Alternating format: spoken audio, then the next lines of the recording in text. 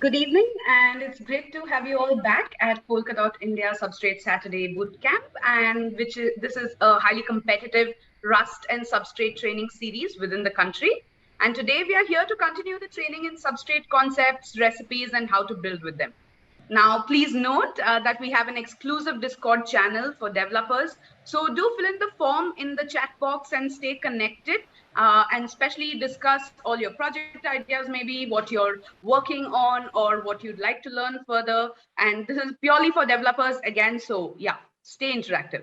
Now, a quick game, and you have a minute to do this exactly. Follow us on Twitter if you aren't already. Retweet the pinned post with 5 lucky draws winning a surprise that you don't want to miss. Now, of course, you understand that this is not just a gimmick, but we want our community to grow. We want more devs coming in. So pass this on to your buddies, pass this on to any developer who you know who's enthusiastic about it, because we're all about, building our Indian network over here and getting all of you out there into the world with live projects, right? Now, and for a fun part of this boot camp, we'll be also shooting quiz questions at you through the evening. Post your answers on Twitter, tagging us at Polkadot India, and 3 winners per question grab exciting PDI giveaways, right? Now, let's just jump into it. So Substrate is the modular blockchain framework which Edgeware and Kusama are built on, and the foundation for the whole Polkadot ecosystem as well. Substrate allows developers to quickly and easily build future-proof blockchains optimized for any use case. And that's what we are here for, to give the skilled and desired Indian developer base an edge over many with a focused training in this booming programming languages, right? And that's what we are going to start off with now. And before I pass it on to your trainer for this evening, we'll be sharing an assignment with you basis what our mentors are training you on. And this is something that you don't want to miss doing on, because apart from learning what we are going to be training you on, apart from experiencing it for yourself, the top 3 submissions also win $50 worth of dot each. So get that code cracking, guys, this time around, especially because we are expecting a lot more submissions. So don't shy away, just do your thing and just keep those assignments coming, right? Now, I'll give you your mentor and your curriculum designer for the evening right away. Varun, over to you, and thank you for doing this. Sure. Thank you so much, Ananya. First and foremost, welcome everybody to the second session of the Bootcamp 2, which is purely focused on Substrate at the moment. So earlier in the previous couple of sessions, we did some good hands-on on Rust, with some basics on different types that we could build using Rust. And also in the last session, we covered the concept of traits. So traits are nothing, you can actually call it as interfaces under which you can start defining your own types that you want to introduce to a particular package or to be used for any specific class. In Rust, we call class as a struct, and also for different interfaces to utilize that particular type. So this we have gone in depth, and today we would personally be focusing purely on Substrate. So I would just go ahead and share my screen. There it is. So now, as we all understand, for any specific quick development on any particular language, we need a certain thing known as a framework, right? So framework basically provides you all the important stuff in order to quickly hack up any particular application. So whenever we are trying to build anything onto the Polkadot ecosystem, for the Polkadot ecosystem to quickly hack up a chain, so they have provided us a framework which is known as Substrate. So I'm pretty sure few of you would be from either a Python background or from Java or C++ background. So a lot of you would have used a framework like Flask. So Flask is a framework which is purely written in Python itself. Similarly, Substrate is a framework which is purely written in Rust. Rust is the native supported language on which the Parity team, the developer of this framework, they wrote their own modules, their own libraries, their own crates, their own packages, and presented it to the developers so they could actually utilize this entire code base in order to build a chain I won't say from scratch, but on top of whatever they have already built on. So this is what basically a substrate framework is all about.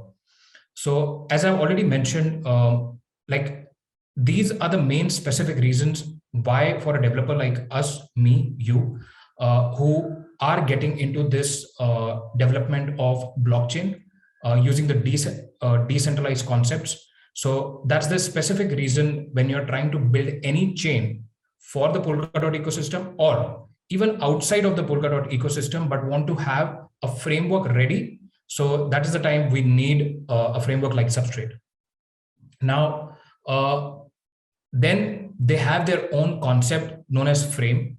So Frame is nothing, it's a framework for runtime aggregation and modularized entities. Sounds pretty heavy. To be honest, even I have asked a lot of developers from the Parity team itself that what does this definition even mean?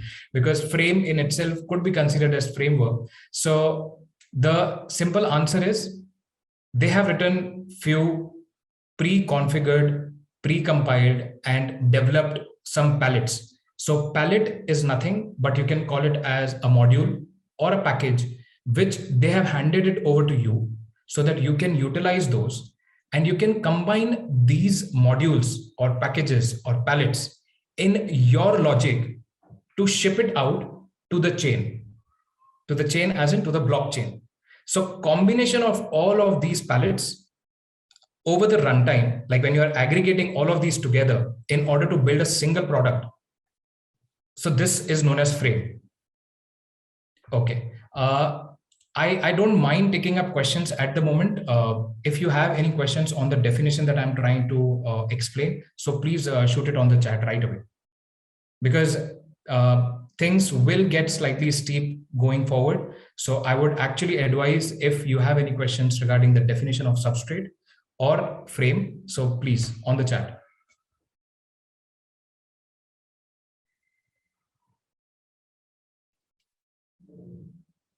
And if we don't have any, then probably I would actually go forward.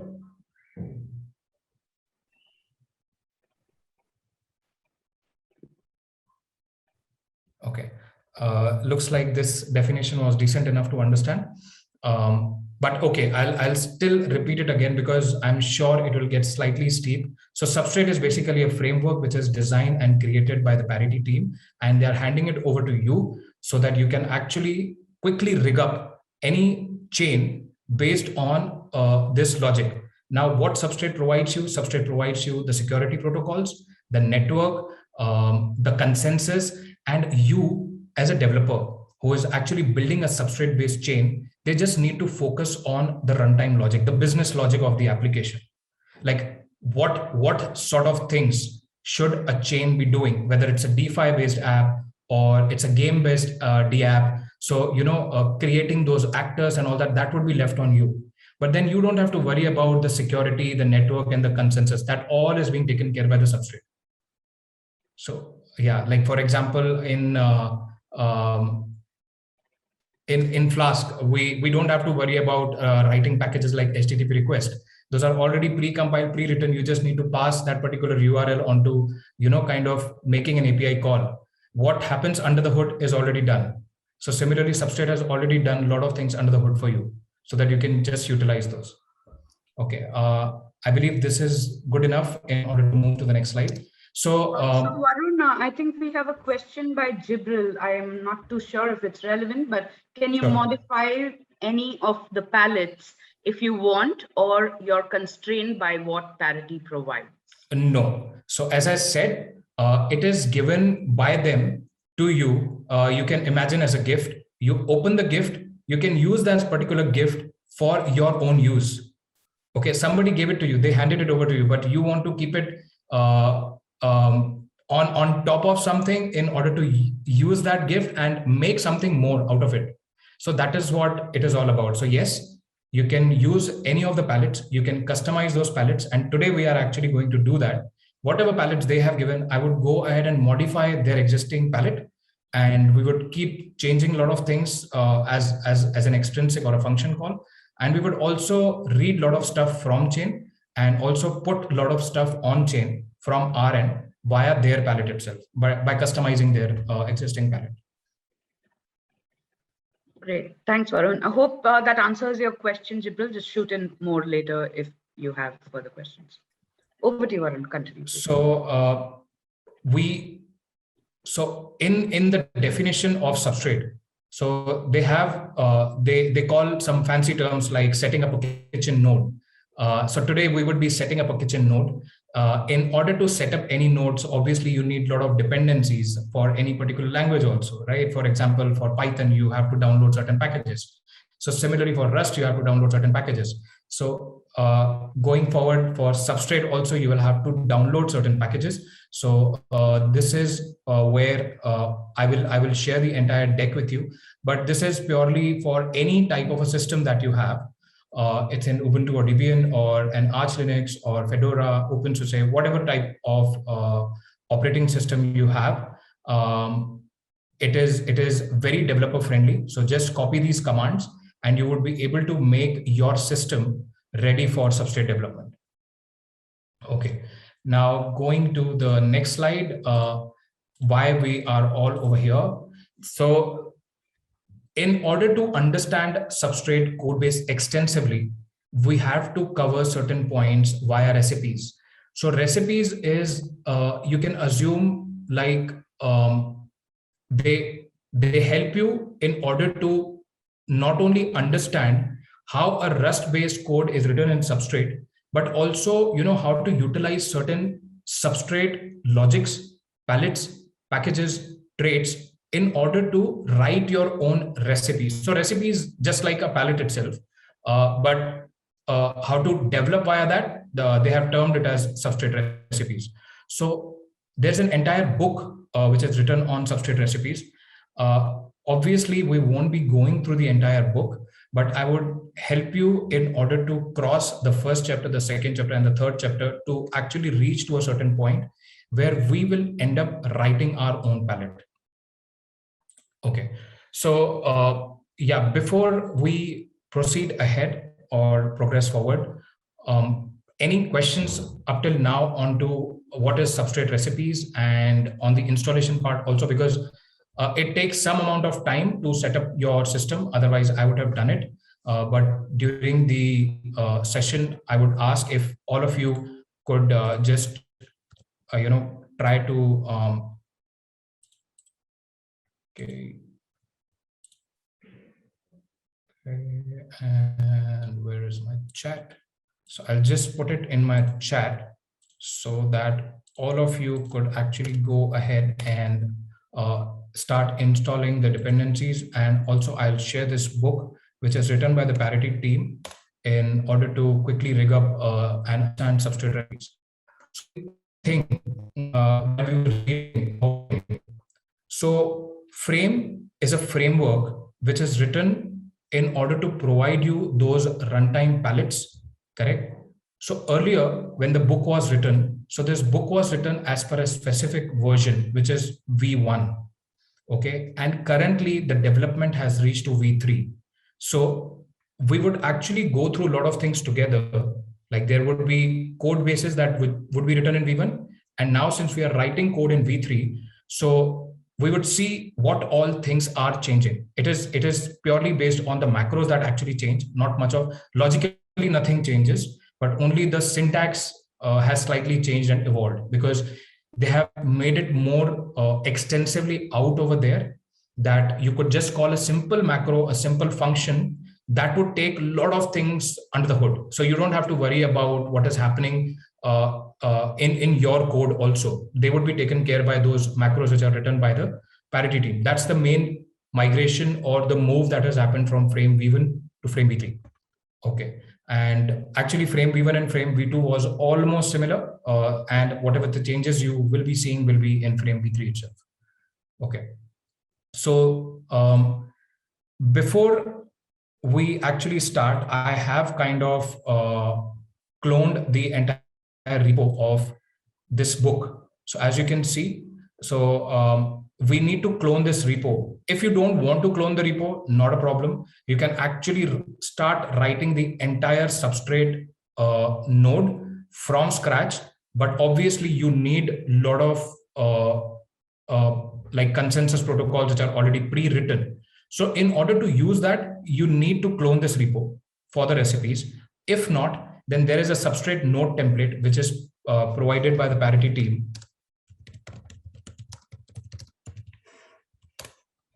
So you can go over this and you can directly clone this repo, which will give you the entire Substrate code template already written, pre-compiled. And what you need to do is you just need to go inside the pallets and make changes to any specific pallet or the logic that you want in order to incorporate it into your runtime logic. How we will be how to do that, we'll be going through that right away. Okay, so as in the book, it is mentioned that we need to clone this specific repo because it has all the recipes that are mentioned in this book. So this book covers all the recipes in detail, and all the recipes that are mentioned are over here in this repo. So I've already cloned this repo. Okay. And the moment you clone this repo, so in Rust and Substrate, so you can assume everything to be like a package or a crate. Okay. So you need to include those packages and those crates in your code, which are like the external dependencies required in order to build your code. Okay. So in npm is a package manager for Node, and similarly Cargo is a package manager for Rust and Substrate.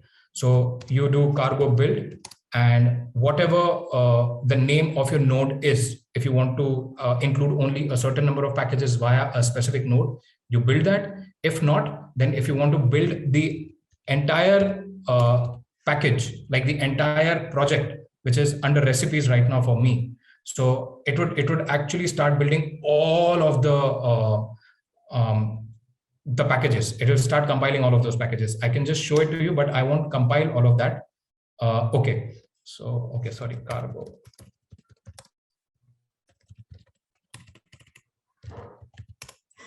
Okay, so I've already pre-compiled it. So that's the reason it is actually starting directly from 893.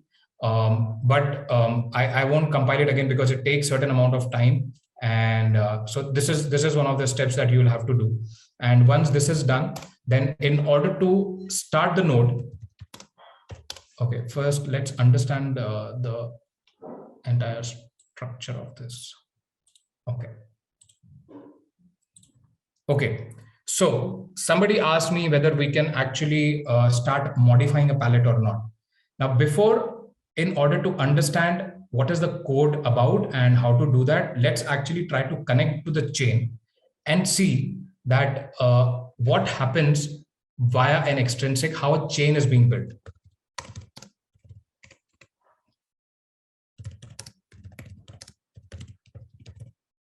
I'll walk you through each and every step in detail. So do not worry about that part. But in order to reach to that particular level, I have to walk you through some steps forward, and then we will come back.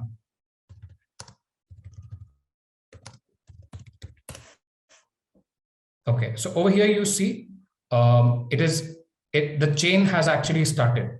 We would like to read all of this. So I actually started a binary, which is a package, which is a node, kitchen node. So over here in my command, I gave cargo run. So this is the binary, like I want to actually initiate the binary for this particular package, kitchen node, which I've already built using cargo build release, right? So this is the kitchen node. And this is the version which is already mentioned in my cargo package. Okay, so this is all of that is being defined into my cargo.toml. I'll go through this also. And over here, when you see that the native runtime that has been given is super runtime, we will go through this also, that why is it known as super runtime. Now it is starting this particular node from block number 0, listening for new connections on your local and 9944. This is a pre-configured port for your substrate node. Okay, now your chain has actually started. So let's actually go and So this is the Explorer, the block Explorer provided by the Parity team for Polkadot ecosystem, under which you can select any specific network that you want to connect to. So currently we have our local chain running on our local node, basically running on this particular address, right? With this particular port, we already saw this.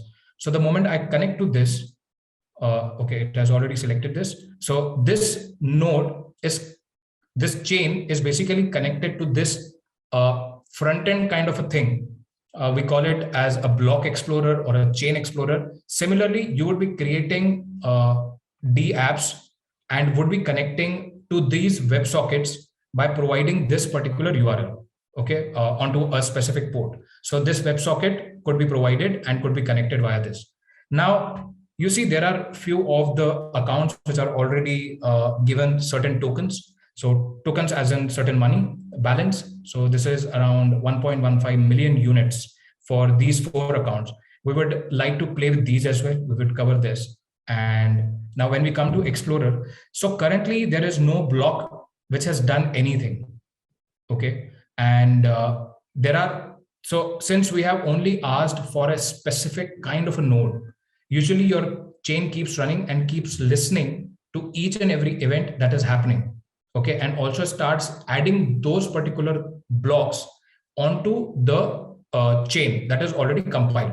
So that's how it happens. One block to another block to another block. So it will start showing over here. But for these recipes, we don't do it that way. Usually it is purely based on if any extrinsic is called or any function is called or anything is happening from outside of the chain, in the chain, or from within the chain to one block, one account to another account, or utilizing all of these concepts together, only then that particular block is written. Now, as we saw that in this particular palette, there are, I believe, around 25 to 30 different palettes which are already given by the Polkadot team. So the favorite one for everybody, which would be like Hello Substrate, because it is slightly easy to understand. It is like the hello world of the Polkadot ecosystem or the substrate based chains. You know, so you already have print hello world also mentioned it over here. Now, okay, so if we come under extrinsics, so these are basically the calls. These are all the palettes which are actually included into the runtime. Now, when I select this particular hello substrate, so this is the name of the function that has been written. Okay. Now the function or the extrinsic that we call in the substrate syntax is known as call, because this is a call which is being made off chain to the chain. So it is just a function call that you are actually making it to the chain. Okay, purely as simple as that. And in the terminology of substrate, they call it as an extrinsic. Okay, so as you see, there is a function called as say hello. The moment I submit the transaction, it would ask for that. If few of you would have already done some blockchain development, so in Solidity also we need to provide that who is signing this contract. So over here, we need to provide the authority or the origin or the account via whom we are actually signing this particular extrinsic call in order to do something. Okay, like in order to say hello. So we are actually going to deduct the fee from Alice's account. So, okay, something happened. API could not convert parameter transaction and runtime. Okay, it's actually again, is my chain running? Verification.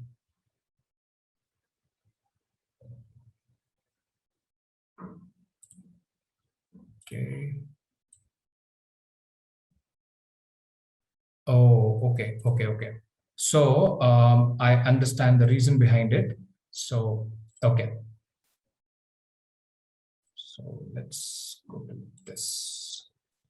I'll actually stop the chain 1 second. Okay.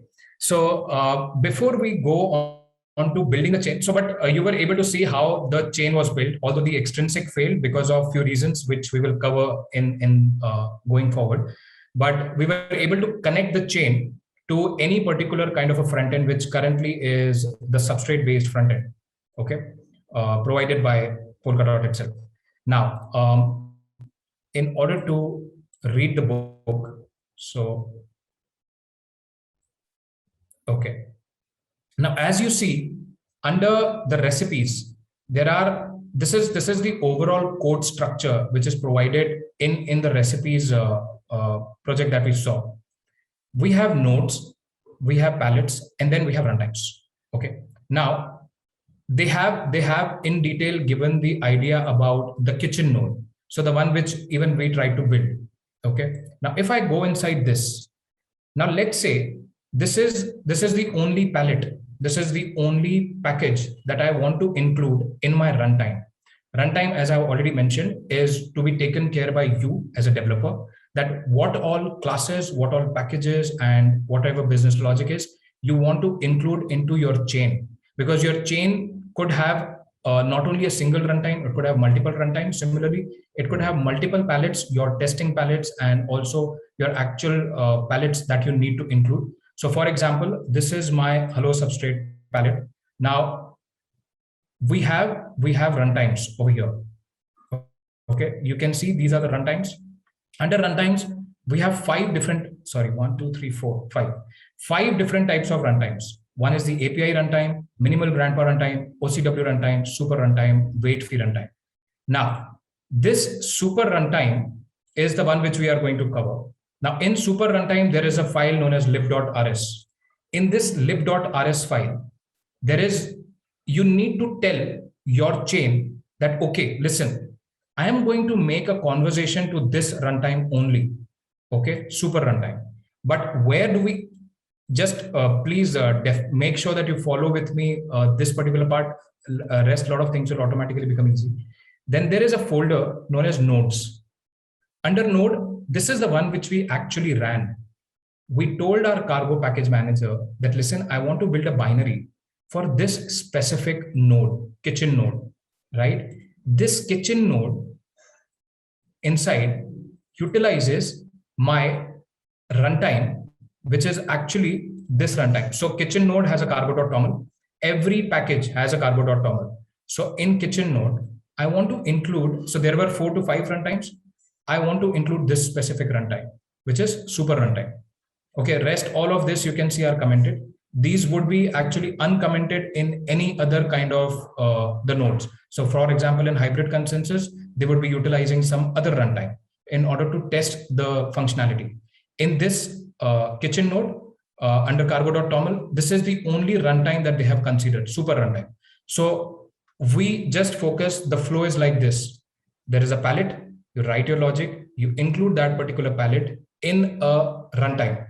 If you don't have multiple runtimes, if you have a single runtime via which you always launch the chain, forget about all the runtimes, delete all the runtimes, just keep a single runtime. Make sure that that runtime is a dependency which you are actually providing it to your node, that listen, whatever logic is being written in my palette is included into runtime, include that runtime into the node of the chain. So as and when your chain keeps growing, your blockchain is being deployed. So all of these nodes are actually in sync with a single runtime. Okay. So any questions up till now on this part? Because this is slightly important so that we can progress easily forward.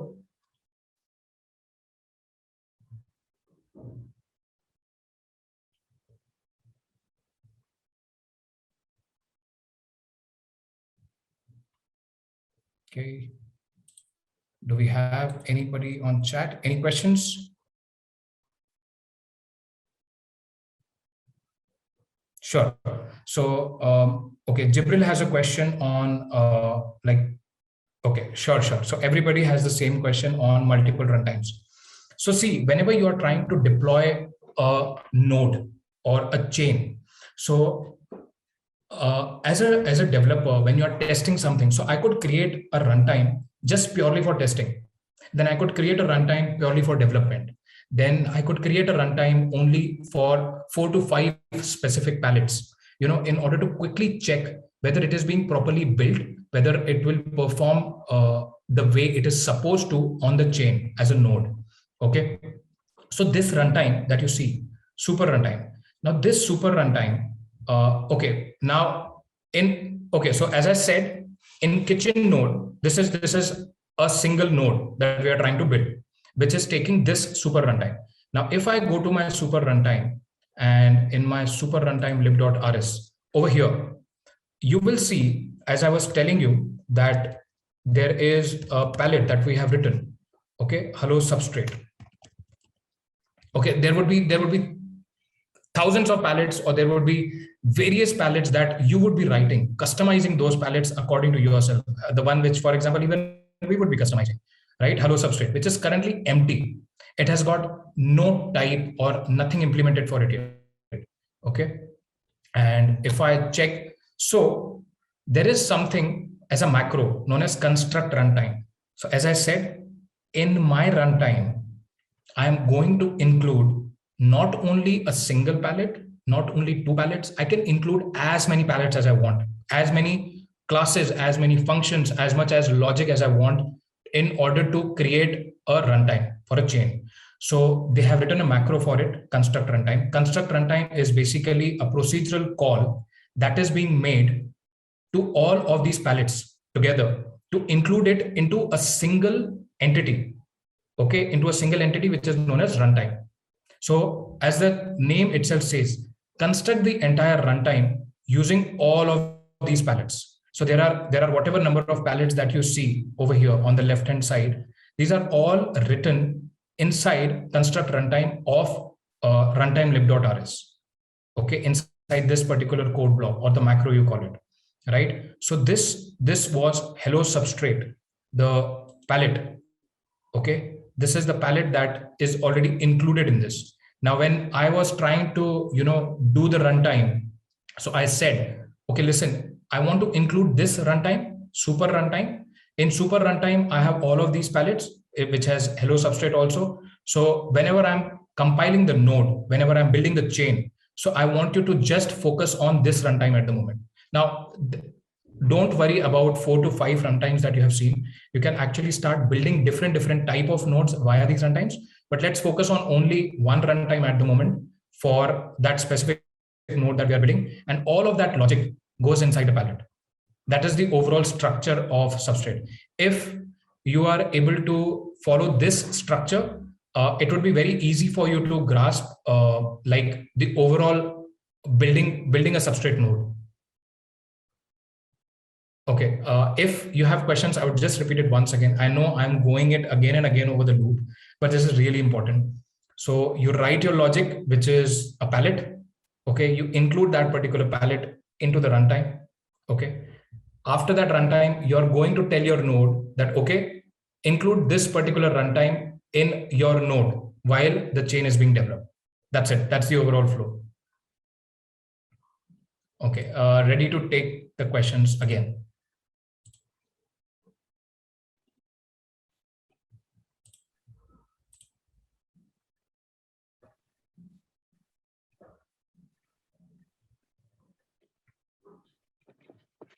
Please don't be hesitant in asking these questions, because even like it definitely takes time in order to even understand the code base. That's why we are here for, and we will help you with all the questions, all the answers. We would try our level best, but even when we were learning it for the first time, it was really tricky. That okay, what is happening? Okay, but if there are no questions, in order to understand the flow at least, then I'll be able to progress forward. I think we can proceed, Varun. Sure. Okay. So now let's actually go to the simple hello substrate. Okay, over here. Now, as I said, this is currently written in frame v3. Okay, and the documentation that we have, that is currently written in frame v1. So we would actually read that also, and line by line for at least 5 to 6 things, we would be going through line by line, and then we will start working on our code also. Okay. Now, inside the super runtime, as you can see, like the way I was trying to explain, like this is, these are the different palettes. Those are included into your runtime. And now understanding the structure of a pallet. Okay. Now, let's actually start with the basic pallet, which is hello substrate. Now, every pallet is actually written with a couple of lines at the start. Okay. This is exactly the same. It would never change. If you just want to copy paste, you can directly copy paste. But what this line says is that whenever you are writing a substrate code or a Rust code, there is a package or there's a library known as standard library. Okay, Rust standard library. So the palette that I'm writing currently, which is hello substrate, I don't want to include that particular palette into the standard library of Rust unless and until I explicitly say that, okay, go ahead and include it in the standard library of Rust. So we don't want to include that. If you want to include that into the standard library, you don't need to write that line. But since we don't have to include it into the Rust standard library, so this is the line which you by default will write. Okay. Then there are certain imports. Now, as I said, frame is a framework which will provide you the overall bunch of packages that you can actually start using directly into your code. Okay. So there are two main packages which you need to import or use into your substrate node or substrate code, which is known as frame support and frame system. Okay. We would go through these also in detail. So frame support will also provide you a lot of traits, and those traits will further provide you a lot of types which you would be including into your palette. Okay. Now let's actually come down to the code again. So over here, you would have seen that we didn't have that structure where we have this frame support palette, pub mod palette. We are directly seeing these lines into the book that we are reading. But on the other hand, so this is the frame v3 style of writing. So what you are actually doing is, okay, so you see this line is already pre-written for you. Okay. And inside this, you are going to say, I want to include all the functions of the palette and all the palettes into this specific palette also. Okay. Now frame support provides you a particular macro called palette. So the moment you actually compile your code with this macro palette, it would include all of these modules, all of these traits, all of the structures, all of the calls, all of the events. Now, in order to have an entire palette running, there are 4 to 5 different things which we need to keep in mind. One thing is, palette currently could be assumed like a pure module. You can assume it like a package or a class inside which you are writing different types and different functions to be utilized for any other module or any other package, or could also be utilized across various palettes. Okay. So when we are defining or when we are constructing this specific palette, which name is hello substrate. Now, as you see, when I hover over it, this is a module palette. Where is the name hello substrate coming from? This hello substrate name is coming from cargo.toml over here. This is the file which your runtime would be looking at. Okay. Now this package, all of these package dependencies are already given over here. Substrate packages, frame support, frame system, SP runtime. These are already written by substrate based team and provided and handed it over to you. Okay. So whenever you are going to write your own palette, you would need these substrate packages to have a specific type mentioned and dependent on their code base. Okay. So as I said, now coming back to the lib.rs over here, this palette name that you see on our hello substrate is coming from your cargo.toml. This would be the file which would be looked in from your runtime. The runtime that we mentioned, super runtime. In super runtime, we had a macro known as construct runtime. In construct runtime, we are giving this name, hello substrate. Now the construct runtime hello substrate would be looking at this specific file.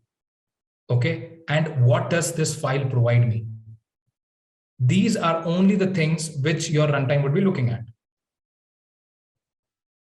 Okay, now in frame support, so for example, we wrote our package in so cargo.toml provides you the name of the package hello substrate. Similarly, substrate team has written a package known as frame support. Just like our name hello substrate, they have written as a frame support. Inside frame support, you have dispatch. For example, dispatch over here, the name of my module is pallet. The name of their module is dispatch. Okay, now this dispatch has a trait, dispatch result with post info. Sorry, a type, dispatch result with post info. Okay, and similarly, frame support also provides you pallet prelude. By pallet prelude, it would give you all the different types. So for example, whenever we are dealing with a blockchain based code, we always see that there is an account ID. So every account ID could be a different on a different chain. Okay, intrinsically it could be anything. It could be a 32-bit integer, it could be a 64-bit integer, whatever it is. But they actually make it a slightly generic type known as account ID. Now that account ID would be bounded by various other types.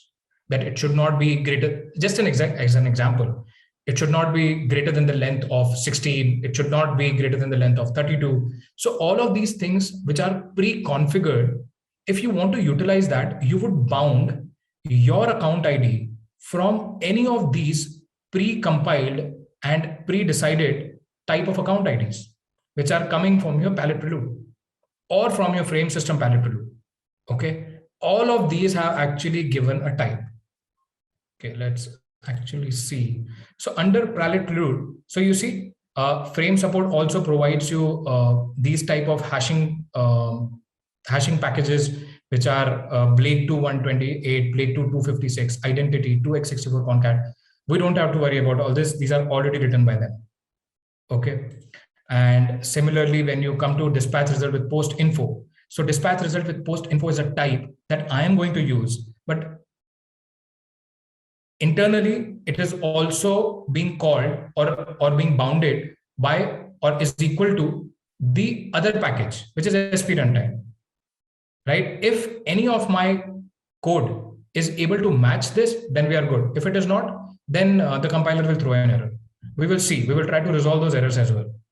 Okay. Now over here. Okay. So this was our function call that we tried to make. Okay. Now coming back to our, okay, let's actually do one thing.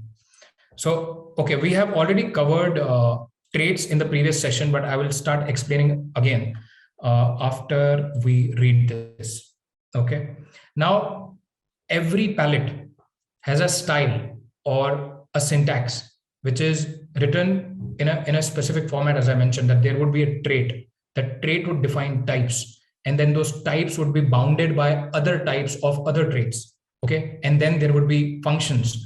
There would be events. So event is something when you want to, kind of show it to the user that, okay, you called this particular function and this particular function did this.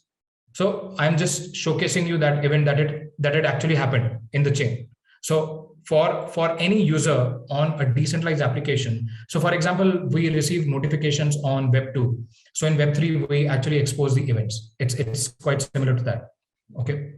Now coming back to the configuration trait. So each pallet has a configuration trait, which is called config, because this is the configuration that you have written or the kind of behavior that your pallet is supposed to have. So you need to configure your pallet with those specific types. Okay. Now, for example, my name is Varun. Okay. So I created a trait. So for example, I sometimes think and speak. Okay. That's my trait. Few people don't think and speak. That's their trait. That's their behavior. Okay. Now, this behavior of mine could be bounded to wherever I have learned it from, probably let's say my dad. Okay, so my trait, which is Varun, is bounded to my dad. Okay, my dad speaks like that only. Okay, so if I am bounded to how my dad behaves and that's how I'm supposed to behave, then there won't be any issues between him and me. But if we both are not in sync, okay, if I don't behave exactly like how my dad does, so there is supposed to be a dispute which could eventually happen. I know it's a bad example, but this is what came in my mind at the moment. But yes, whenever you are defining a trait, which could be of any type, and when you bound it to any other trait, so you are making sure that the behavior is in sync. Okay, but that doesn't mean that whatever my dad does, I am supposed to do exactly the same. I can inherit a lot of things from him. I can do whatever the things he does, but I can still do few of the things of my own, right? Then this is purely like inheritance. If my kid comes, he could be bounded to me, which I am currently bonded to my dad. So I got few properties from my dad. My kid got few properties from me. Also, like I had some extra properties apart from my dad. So my kid could also have some extra properties apart from me. That's how every pallet's configuration could be done based on their individual requirement. I'm sure this was a good example now when I think of it. Any questions?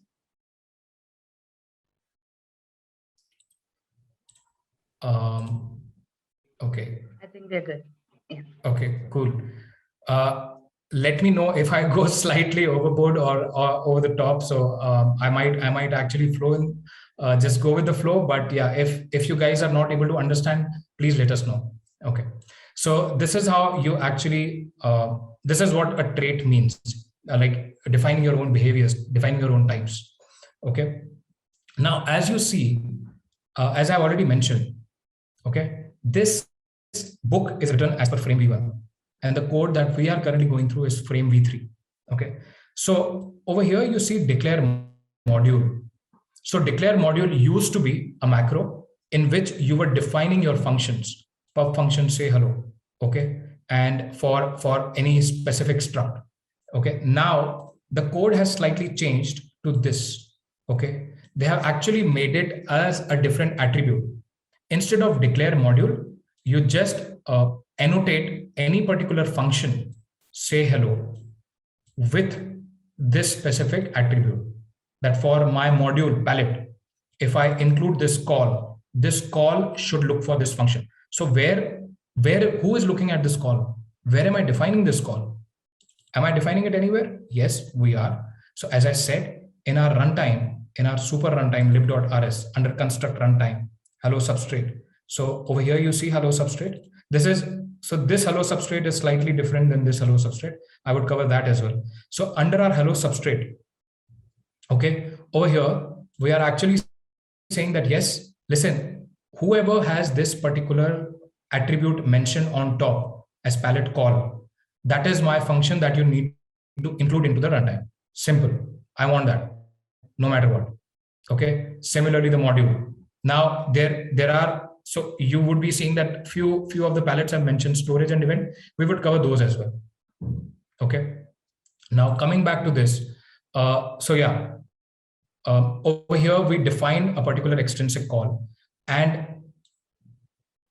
the way we define a gas fee that any particular contract is supposed to pay to the main chain, Ethereum main chain, or any chain which utilizes the concept of gas, that is supposed to pay a certain fee. Similarly, we also define a certain weight in substrate based code with minimum of whatever you can keep. You can also keep 0, but the chain will still calculate and tell you that for this much amount of byte code that you have mentioned in the binary, okay, it would charge this much, which is actually making these computations and referring to these many memory locations. So it would calculate a byte, like the value, and would give you that, okay, this much is the weight that you are going to pay. Okay. So you can pre-configure that also via this. And if there are any database reads and writes, so you can mention that as well in your weight itself. Now, Coming to this function, say hello. As I said, every contract, just like Ethereum, you need to provide a person who's signing the contract.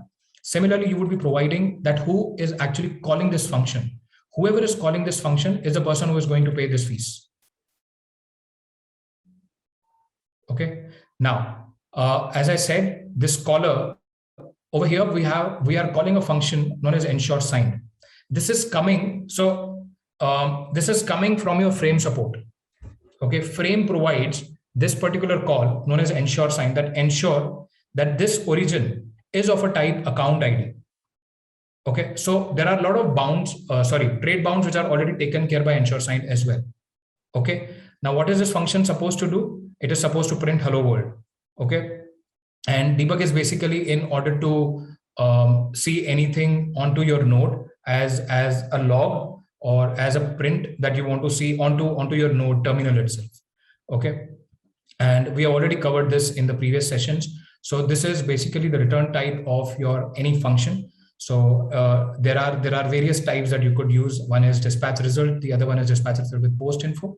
Okay, dispatch result with post info basically just indicates whether with an okay or error that if the function compiles properly, then return that particular okay value, and if there is an error, then throw an error. Okay, that is what this basically type does, dispatch result with post info. Now, coming back to this, so this is like the basic structure of a pallet. Okay. Now, if I have to include my own type, okay, inside this config, okay, so I could actually go ahead and create a type of any specific type that I want, and let's actually start with a type event. Okay, but before starting the type event, let me actually call the event. So for example, as I said, so these are the attributes which are going to tell the runtime that, okay, I want to include this also, look for this particular type of a parameter as well. Okay, whoever is having this type of a parameter, include that as well into your runtime. Now I'm going to create a type event which would be dependent on this event and also on the frame system config event type. Okay, so okay, now, okay, if I do this, so I'm sorry, I don't remember the code 100%, so I would be referring somehow. Okay, so now event. So whenever you are actually talking to the node or the runtime via the pallet, so there is a syntax that you need to follow. So you need to tell to your code that I am calling this particular event. Okay, generate deposit. So generate deposit would in return be a function which would call from your super for, okay, and then function get deposit, or sorry, get event. Sorry, we can name it whatever we want. Since it is generate deposit, we'll keep it deposit event. Okay, and now your event is basically going to be an enum type with all the variants. Okay, you can have config. So what we are doing over here, we are creating an enum type event. Okay, now when I said take this generic type tconfig, okay, this tconfig is nothing but this is this config that it is going to look for inside the pallet. Okay, so my type t, which is of the type config, so wherever I'm going to define this generic type, this would be looking for this particular config, okay, which in return is also dependent or bounded with frame system config. Okay, now I can create any type of an event. So let's say hello value store maybe. Okay, I created a U32 type, and if I have to give t, I can give account ID maybe, as I said. So this t is not actually coming from my config. This t is not coming from this config. This t would be actually coming from the this bounded frame system config, because this frame system config, if I show you, provides me an account ID type. Okay, this is the config which is coming from frame system. Now frame system's job is to have various types. So you see this type account ID at line number 195. I didn't write this. As I said, my father is providing me this account ID of his account. Okay, I am just utilizing his account ID, which could be dependent on other types, the name of the bank, the address of the bank, wherever it is, and all those traits for that account ID to be valid. I call this account ID into my config, my trait. Okay, so as I said, this config is taking or bounding itself to this frame system config, which is providing all the types to me. So I could actually call this T config, which is mine now, and call this T account ID, because this config is this, and this gives me account ID. As simple as that. Okay. So why did we actually start with this? So if I have to create a type event, okay, and so from, I would be calling my event.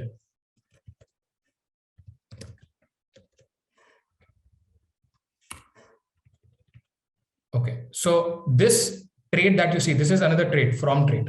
So from event self as in this is my own event. So this type that I'm creating now is actually of this particular type. But do I want only of this specific type? No, I want it to be of type, which is also of the type frame system config. So plus is type plus is type, and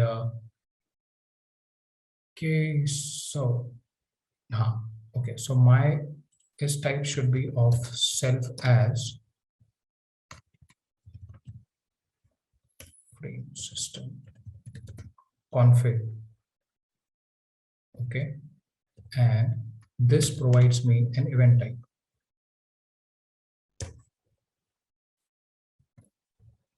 Does this work?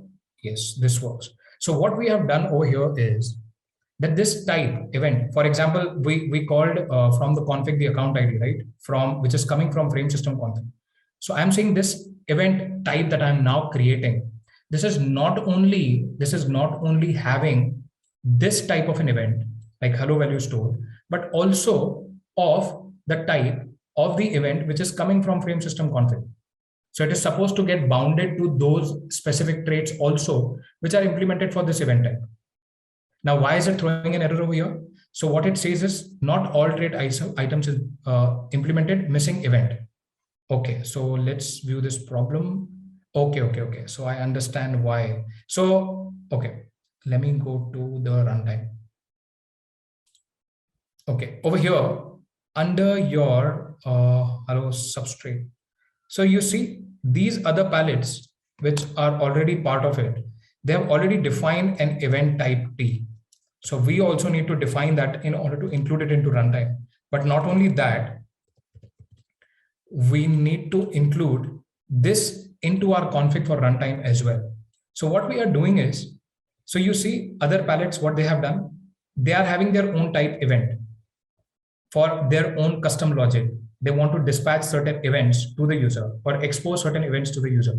Similarly, we also want to expose certain events to the user for my hello substrate, right? So my hello substrate config for runtime will also have a type event, which is equal to event. Okay. Now this event is nothing, but this is actually my, so this is my type event, the one which we wrote, custom event. Okay. But this is also equal to the event which is coming from frame system config. Now you see there would be on top frame system config. So for the runtime that I'm building for my node, it is also implementing this trait frame system config. It has multiple types. So this event is the one event that we are also calling to expose it. Now I don't think there should be any error. Okay. So we have included this specific type event into our trait with this specific custom modified or customized event apart from whatever Substrate is providing. Okay. Now, in case if whenever the extrinsic is called, if I want to call this particular event, so what am I going to do is so I can actually self. So we wrote the name of our event as the function call as deposit event. So inside self deposit event, whatever the name of my enum is, that is event. Okay, I would call that event. Now inside that event, there would be various types or variants. So my variant type is hello value stored. So I call this hello value stored, and hello value stored takes two values. One is U32 and the other one is the account ID. Okay, now if I have to give a value, so let's say let value is equal to 1000. So see, the beauty of Rust also is I'm not going to define a type over here. Okay, I'm not defining it. Let's see whether the compiler is able to understand based on the type that I'm going to mention inside the event. Is it going to take it automatically to be a U32 type?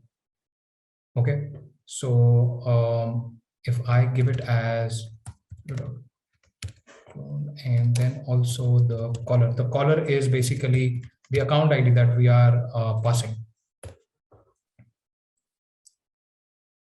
Okay, so it takes around 15-20 seconds to actually run the entire code.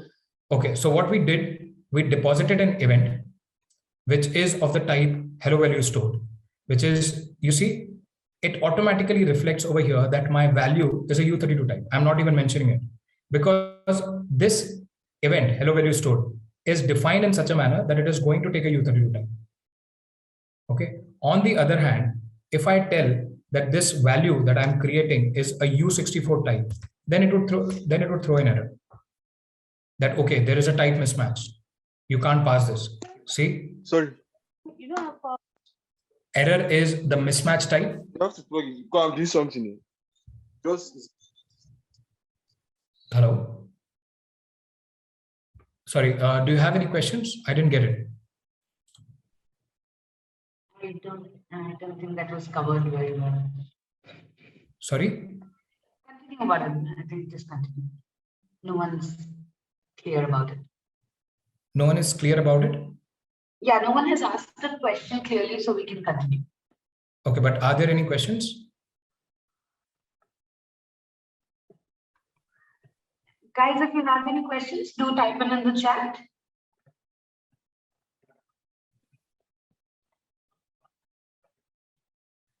Sure, Varun, let's just continue. Okay.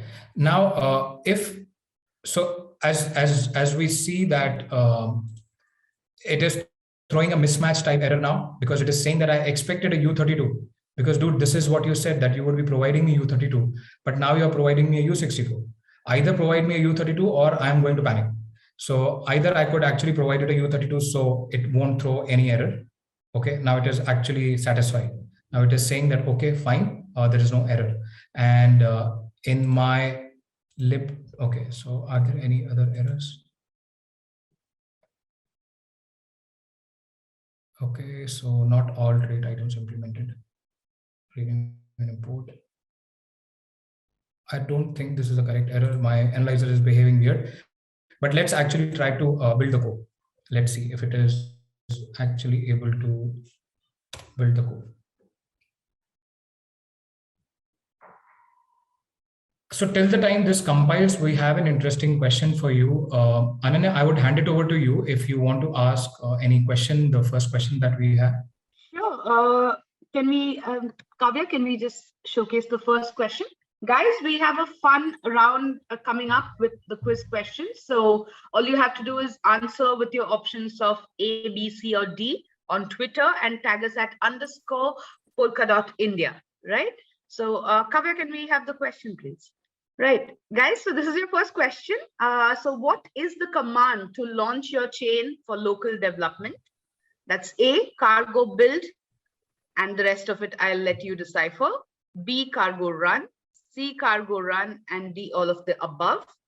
If you can view And your answers, guys, on Twitter, please, not on DMs on the chat, but on Twitter, tagging @_Polkadot India, right? A, B, C, or D.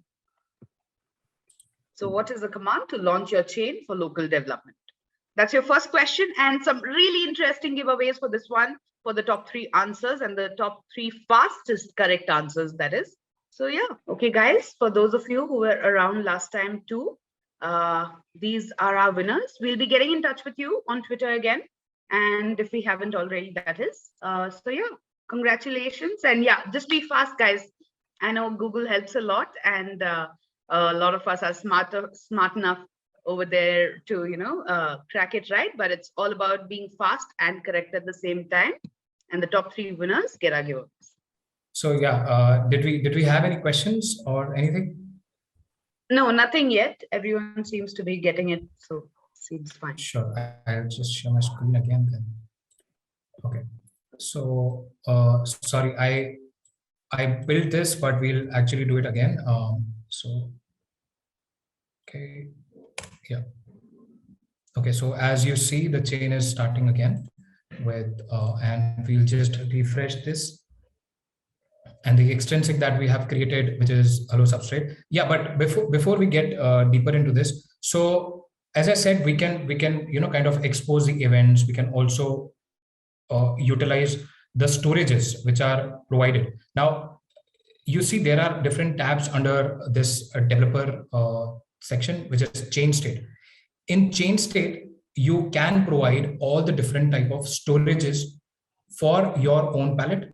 And you can also utilize storages from different pallets. How to utilize storages from different pallets, we'll cover that also. But currently, we haven't written any storage for hello substrate yet.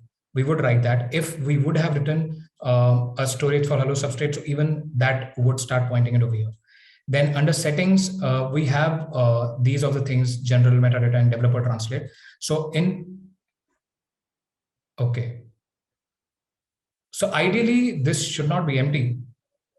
Interesting. So if in case that is empty, so what we can do is you need to tell your front end that, okay, whatever custom types that I have are equivalently matching to this specific type. So during the reading of a particular type from the chain, it should match to this specific given type into the front end. So we will be having a file which would be, okay, where is my recipes? Okay. So there is a file known as types.json, I believe. Okay, yeah, types.json. So you see, these are the types that you need to provide to your front end in order to make a conversation and understand that what specific type these are, because we are creating custom types. We don't have only the primitive types. Now, for example, the one that you see, inner thing, what type of a type is this? This is actually a type which is created by any creator of a pallet. He has created his own structure, inner thing, with a number, which in return is a U32 primitive type, hash, which is being called hash from the collections of Rust. Similarly, balance. So balance is basically also written from substrate itself. So in case, let me actually copy this and put it all over here. I forgot, I thought this would be covered. Okay, ideally, I'm not sure, it should not be here, because when you would be running the chain, so at your end with the current substrate node template, so it would be automatically be pre-configured with this developer setting. I don't know suddenly why is it showing, but anyways, we'll go ahead and save it. Okay, so now it is saved. So what I was saying is that we need to call that particular function of ours and see the event that we wrote hello value stored, whether it is being called or not. Okay, so the name of our pallet is hello substrate. Okay, say hello, submit transaction. If I submit this transaction, okay, so you see hello substrate dot hello value substrate is being called. Okay, now if you want to confirm at which particular block number it was called at block number 1, and this is the value that you stored. on your chain. So this is the event that now you have pushed it on chain. So whoever is actually going to access your chain, they could see that this event has been performed. Okay. This is actually very interesting. Let me do one thing. So as I said, you are actually sharing this event to the outer world also, right? Let's actually connect to the main Polkadot chain. I'll show you how it actually happens. So this is the main Polkadot chain. Okay. So currently we are at block number 88920029. 88920029. So this is it's pretty quick. So at this particular block, this is the event, recent events. This is the event that was performed with all of this information, U32 type 231. And what is actually doing? It is setting or getting the information of a parachain ID. Okay. Now, whatever the para ID is, 2002 probably would be a new parachain which would have been attached to the Polkadot ecosystem. So you see, this event is actually not only visible to that chain, is visible to the entire world, whoever is connected to that chain, like whoever the user is to that particular chain. Similarly, who would be actually accessing this chain of yours will have an access to this specific event that you are distributing it, dispatching to the overall chain, the users of the chain, right? In case if you want to see, so if we go in detail by clicking on that block number, so what did we do? We gave a signature. This is the hash of the signature. Okay. We called this specific function, say hello. Okay. And the value that was stored was 1000. This is the value that we gave. If you remember that, where is this value coming from? This value is coming from your lib.rs. You see, we set this particular value 1000. So this value is the one that you're giving. Now, in case if you don't want to hard code it, if you want to actually take it from the user, so let's actually do it. Value U32. So I actually comment this. So now it would be exposed with this user provided value as an event. So let me actually go ahead and build that also. Okay, now since we are building it, it takes around 10, 15 seconds or 20 seconds whenever you are making a change into the runtime. So then whatever has been pre-compiled, it would actually start from that, and whatever the new changes happen, it would start taking from there. And you can see, as I had mentioned it multiple times, so it is just looking at the super runtime. Okay, yeah, so out of all the runtimes, it is looking at the super runtime only. Okay, and it is building your binary of the kitchen node because this is the one which we have specified. I'm repeating it multiple times. Intentionally, this is so that it gets into your system, and you don't get stuck at these small issues, because it took us a while in order to be at this level to even understand what is happening. So at least you could start from here. Okay. So as I said, now we would be actually providing the value to the user from the front end rather than like a backend value. So once it is compiled, let's see whether we are able to connect and see that event. Okay, I believe it is connected. Okay, it is still. Let me connect to my development node, which is the local node. Okay, and switch. It took an instance of the other one.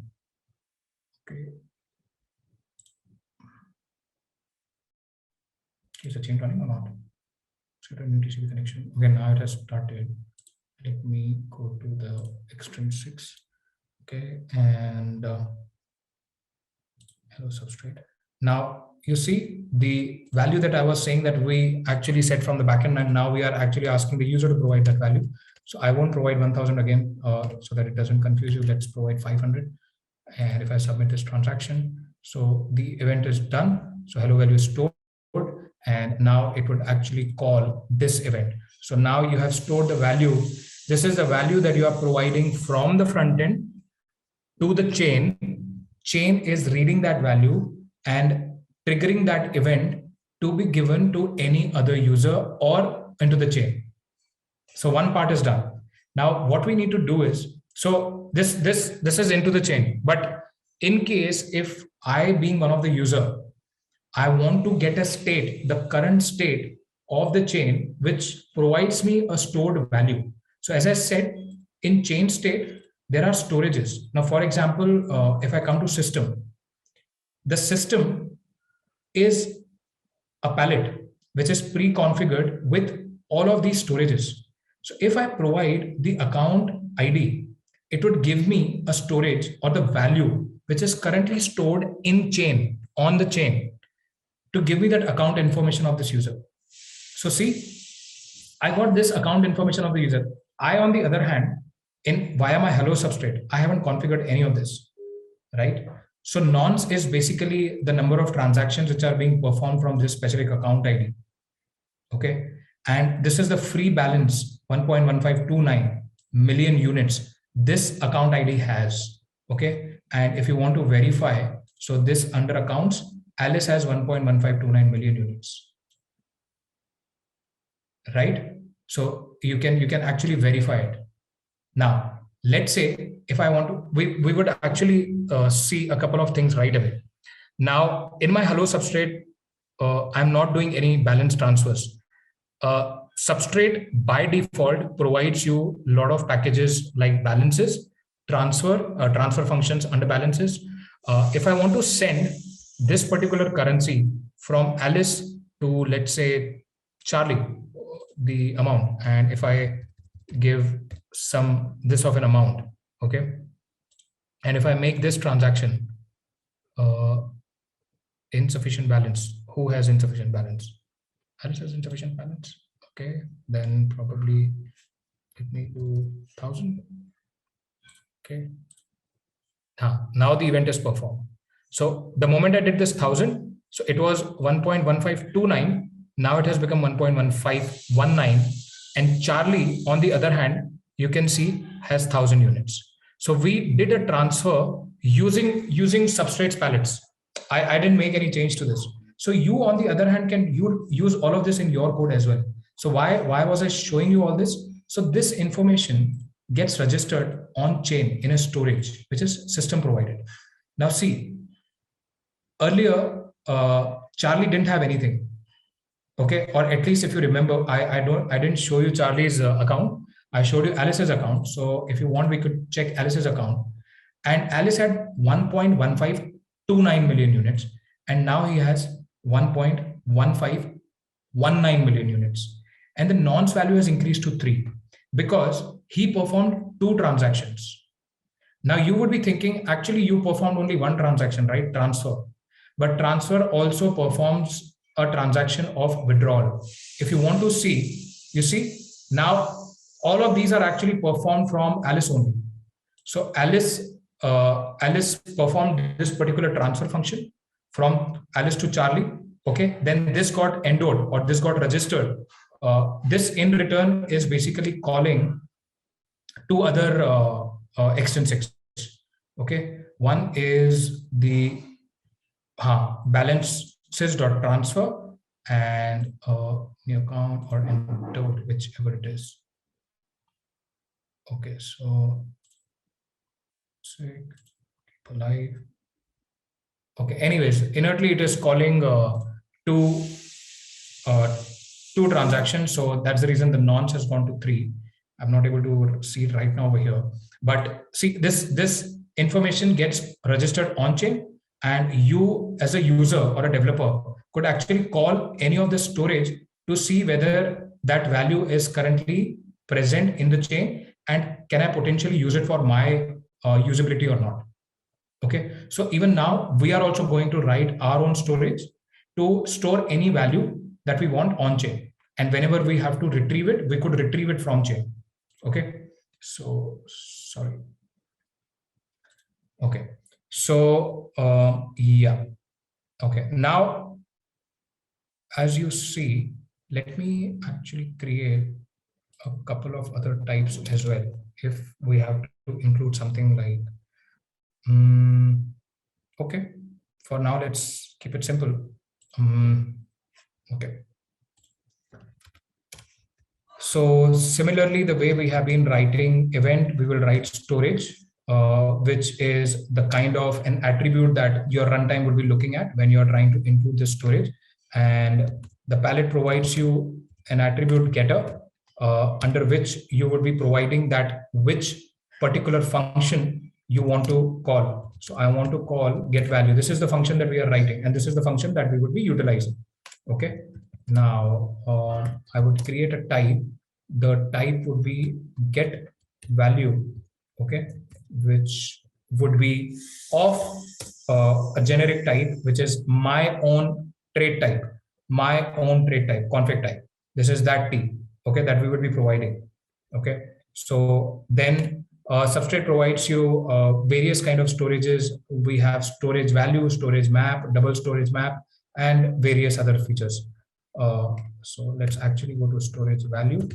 Okay, now storage value I have actually stored a value which is the value of U32 type. So this is what I'm going to store, and this is the type of the query that you perform, value query. Now, how do I know all this? Probably practice, but also if in case, what are you talking about practice when it comes to first time? I don't want to talk about practice when it comes to first time. So I'll just go and understand that this storage value is a struct. Okay. This struct basically has few fields that I want to pass. Okay. It would be asking for a prefix, a value, and the query kind. Now there are the query kind, like, okay, when you're querying to the storage, so is it supposed to return a fixed value, or if it doesn't return a value, so on default, by default, what type of a value should it return? So there are types like option query and value query. So I'm querying for a particular value. Okay. So we gave this, and now whatever the value we received from the user, I actually want to store that value. So get value, that is the name of my getter, right? Okay, get value. Okay, and extensively I'll define that. Okay, I want to put okay, I want to put this value that we have. Okay, do not throw any error and please work. Okay, it will still throw any error. Okay, I have an interesting question. Okay, it won't throw any error over here. It would throw an error somewhere else. I want to know if all of you have understood the flow. So can you tell me, am I missing? Because I'm sure I know where am I missing and what am I missing. Can any one of you tell me that where else do I need to define it and how?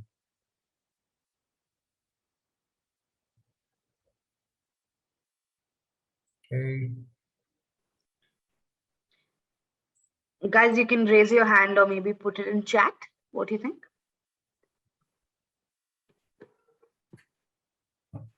Because I'm sure exactly in super runtime. Where in super runtime? Okay, let me actually take you to super runtime and tell me that. Okay, under my super runtime, where do I need to define it?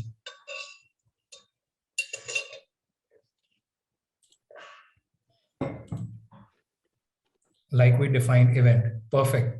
Okay, so it's I'm sorry I didn't read the name, but okay, let's actually go under our construct runtime, and we have our hello substrate module call and storage. This is where we also need to say that, okay, now, but to be honest, it would not have thrown an error. It just would not have shown into my chain state. It would have still compiled, because if I don't include it in runtime won't throw in any error if my pallet logic is fine. But if I have to include it into my runtime for the chain to see, for the node to see whether this storage is part of it or not, I need to provide it to my hello substrate over here that, okay, I've already created a storage, include this into your runtime, pack it into your node, and whenever it is building, whenever it is running, and when the chain is on, I should see this storage. So let's actually go through our substrate. Okay, I have done this. Okay, now let's see. Okay, Okay, the chain has been running. Let me just compile it again. So who was it actually who replied That with was that? Rajat. Thank you, Rajat. I'm glad that actually someone is paying attention. If not all, this makes my day actually. So yeah, and I'm glad that actually you are able to understand the flow as well. This is brilliant. So yeah. Okay, so the chain is building. Let's give it another minute, and till the time, if you have any questions, so please shoot.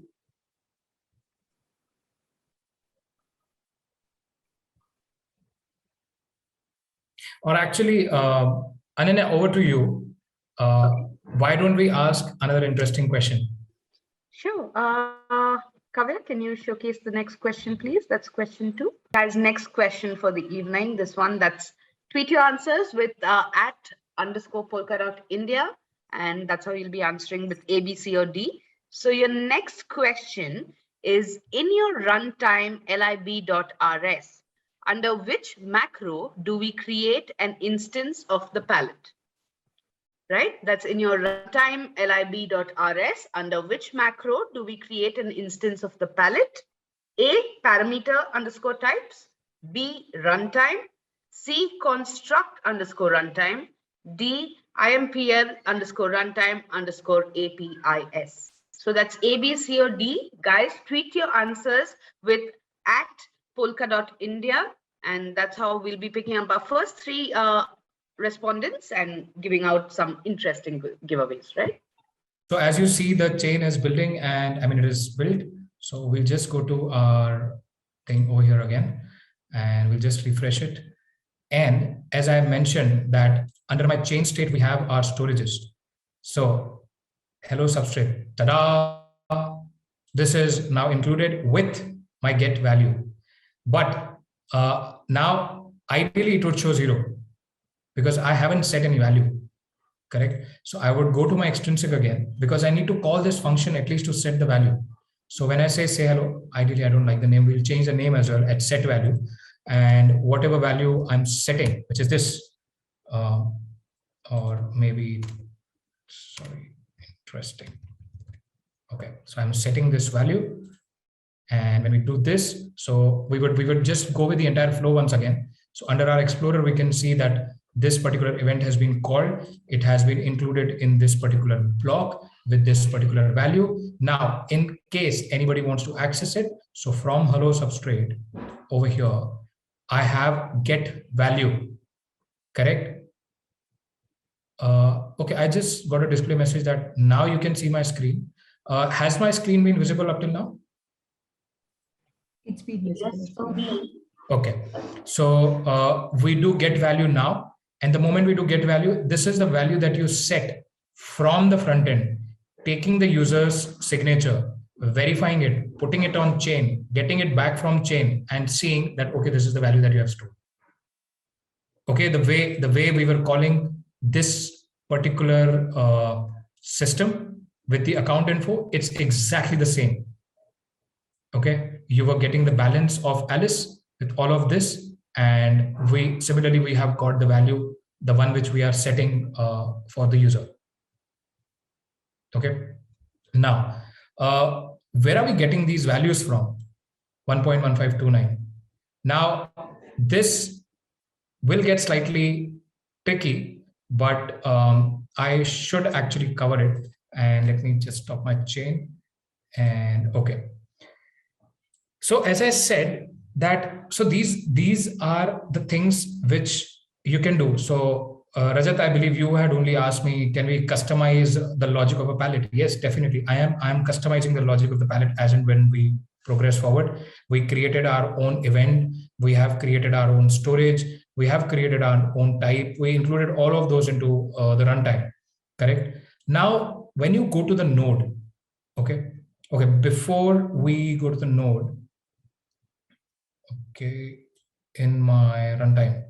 So you see in my super runtime, there is a file known as lib.rs, the one which we have been playing around up till now. And there is a file known as genesis.rs. So Genesis in blockchain means at the launch, at the initiation phase, when the first block has been compiled, what all information should a chain have? Okay, so every runtime will have, it's not necessary that you will have Genesis in this. You might have a node, you might have Genesis mentioned into your node directly, but there would be somewhere where you would have a function to create the information for a block at the Genesis time. In this code base, in this structure, they have mentioned it in genesis.rs. So you see, there are, as I showed it to you, there were a few accounts. So these are the accounts which are coming from a package known as Polkadot's API is keyring. So keyring provides you some test accounts. So these are 4 test accounts. There are around 8 to 10 test accounts. But what they have done is they have selected these 4 accounts to which they are going to give some money. Okay. Now, how much money are they giving? They're actually giving this much money. Okay. 1 left shift operator 60. Now, okay. So when it comes to this particular value, so this is basically a bit shift operator. I'm sure few of you would be aware of, and this is basically 2 to the power of 60, but the particular balance struct, that is the type that is mentioned for substrate, it takes 18 decimal places. So if you remove those, so you're left with 42 out of 60. So then it would give you those values like 1 or 2 or 4 as the balance. So let's actually, instead of 1.1529 million units that you saw, if I change this, so whatever balance you want to give to the user, you can give it from here. If I want to make it to 42, let's say, let's see how much balance all of these 4 accounts are going to have now. I just changed this value into my Genesis, and this Genesis is basically included in my node. I would walk you through that as well. So let me actually build it again.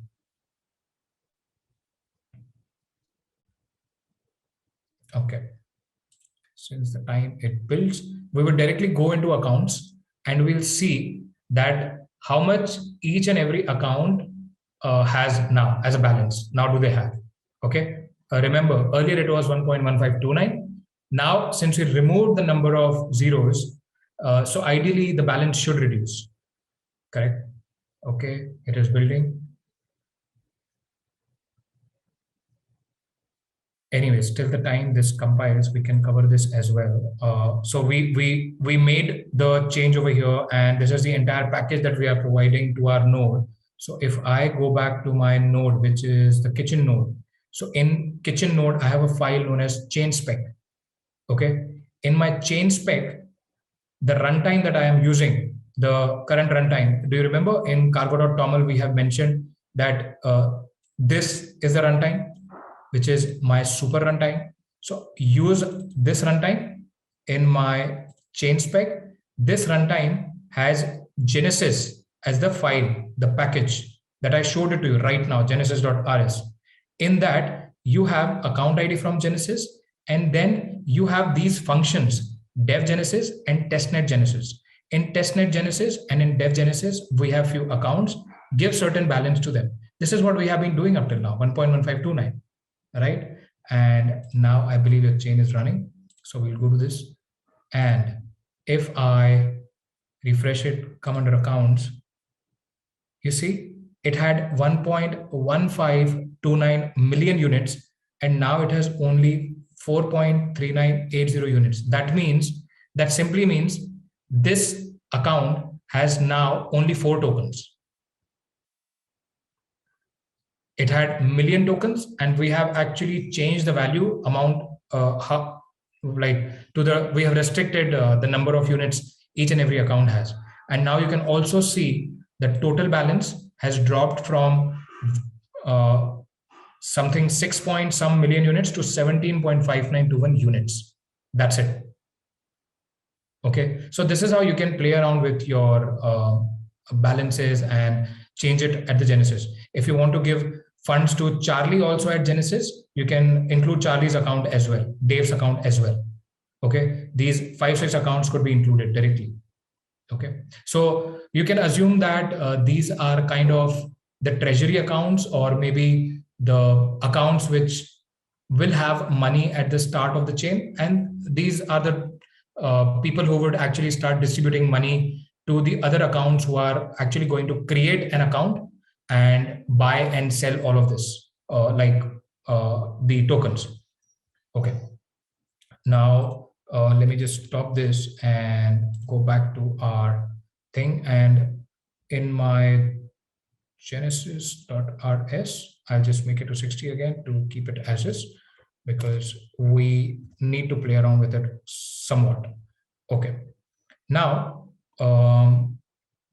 coming back to our rs. Okay. So as I said, I don't like this name. So let me make it to set value. Okay. So we are setting the value. So okay. So what we have already set the value. Let's create another type, maybe as, okay. Let's actually create a type currency. Okay, now this currency type that I have could be of the type reservable currency. Okay, but it should be from my now my reservable currency for the currency. Okay, let's actually do one thing. Let me show you how to actually understand the trait as well. Okay. So by the way, this is something that you will keep visiting on a daily basis, or at least multiple times whenever you are trying to write the substrate-based code. Okay. If you want to understand what all components or elements does a trait have, or a package has, or what all functions does a package have, which I could use in my own palette. So you could just go into this. And as I said, I want to create a currency which is of the type reservable currency. Okay. So if I go to my traits token currency, reservable currency. So, okay, this reservable currency takes a generic account ID, returns a currency account ID. Okay. So I just need to provide that over here, and self, and this self would be account ID, which is perfect. Okay, so type currency reservable.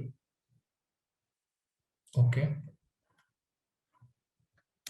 Now we can create our own custom types, which could be outside this, but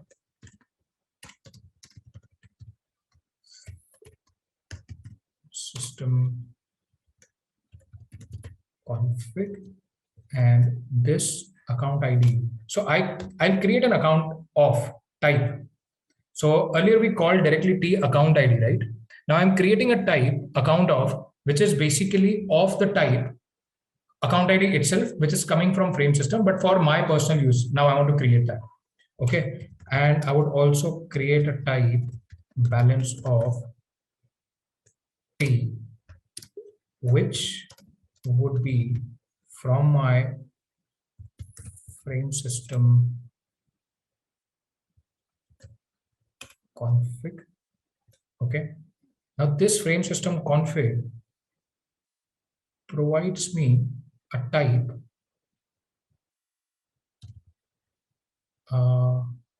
actually it could be of the type so T, no, but okay, so instead of frame system config, I could actually do TS config, because now I'm actually creating a type balance of, which is taking this particular type of the trait, the config trait.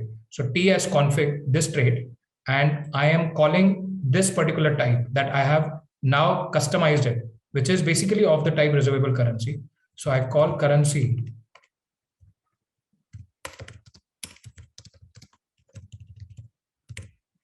as currency, but I need to include this particular currency as well.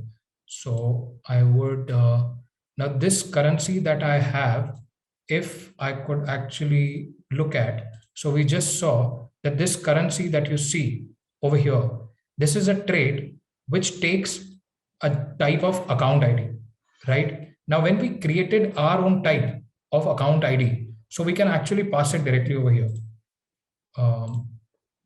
Okay. Okay. So I could pass this as account of that I've created type T, and this in return could give me a balance. Okay. I'm sure I'm missing something. Okay, this, my bad. Okay. This T of account of T. So yeah, correct. This should work. So, but I haven't included in my traits. So you see, I never implemented, or I never used or imported this particular trait, reservable currency. Correct. Substrate automatically imported it for me. I never included it over here, reservable currency, but it did it, right? So, but we also need the trait currency which includes the account ID. I believe this should do. I'm hoping. Okay, we'll have to wait for 10-15 seconds to see if it is throwing an error or not.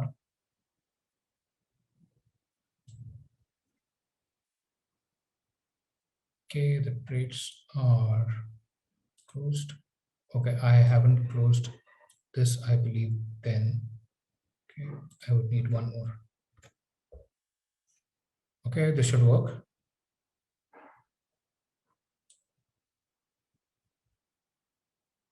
Yeah, okay. I don't know why is it throwing error over here, but okay. This error I can understand why is it throwing. Like somebody helped me earlier. Can someone help me over here as well? That do I need to specify it somewhere? Okay. Do any of you have any suggestions?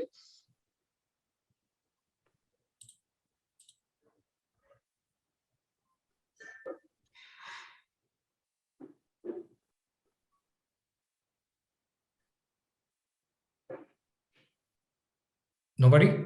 Okay.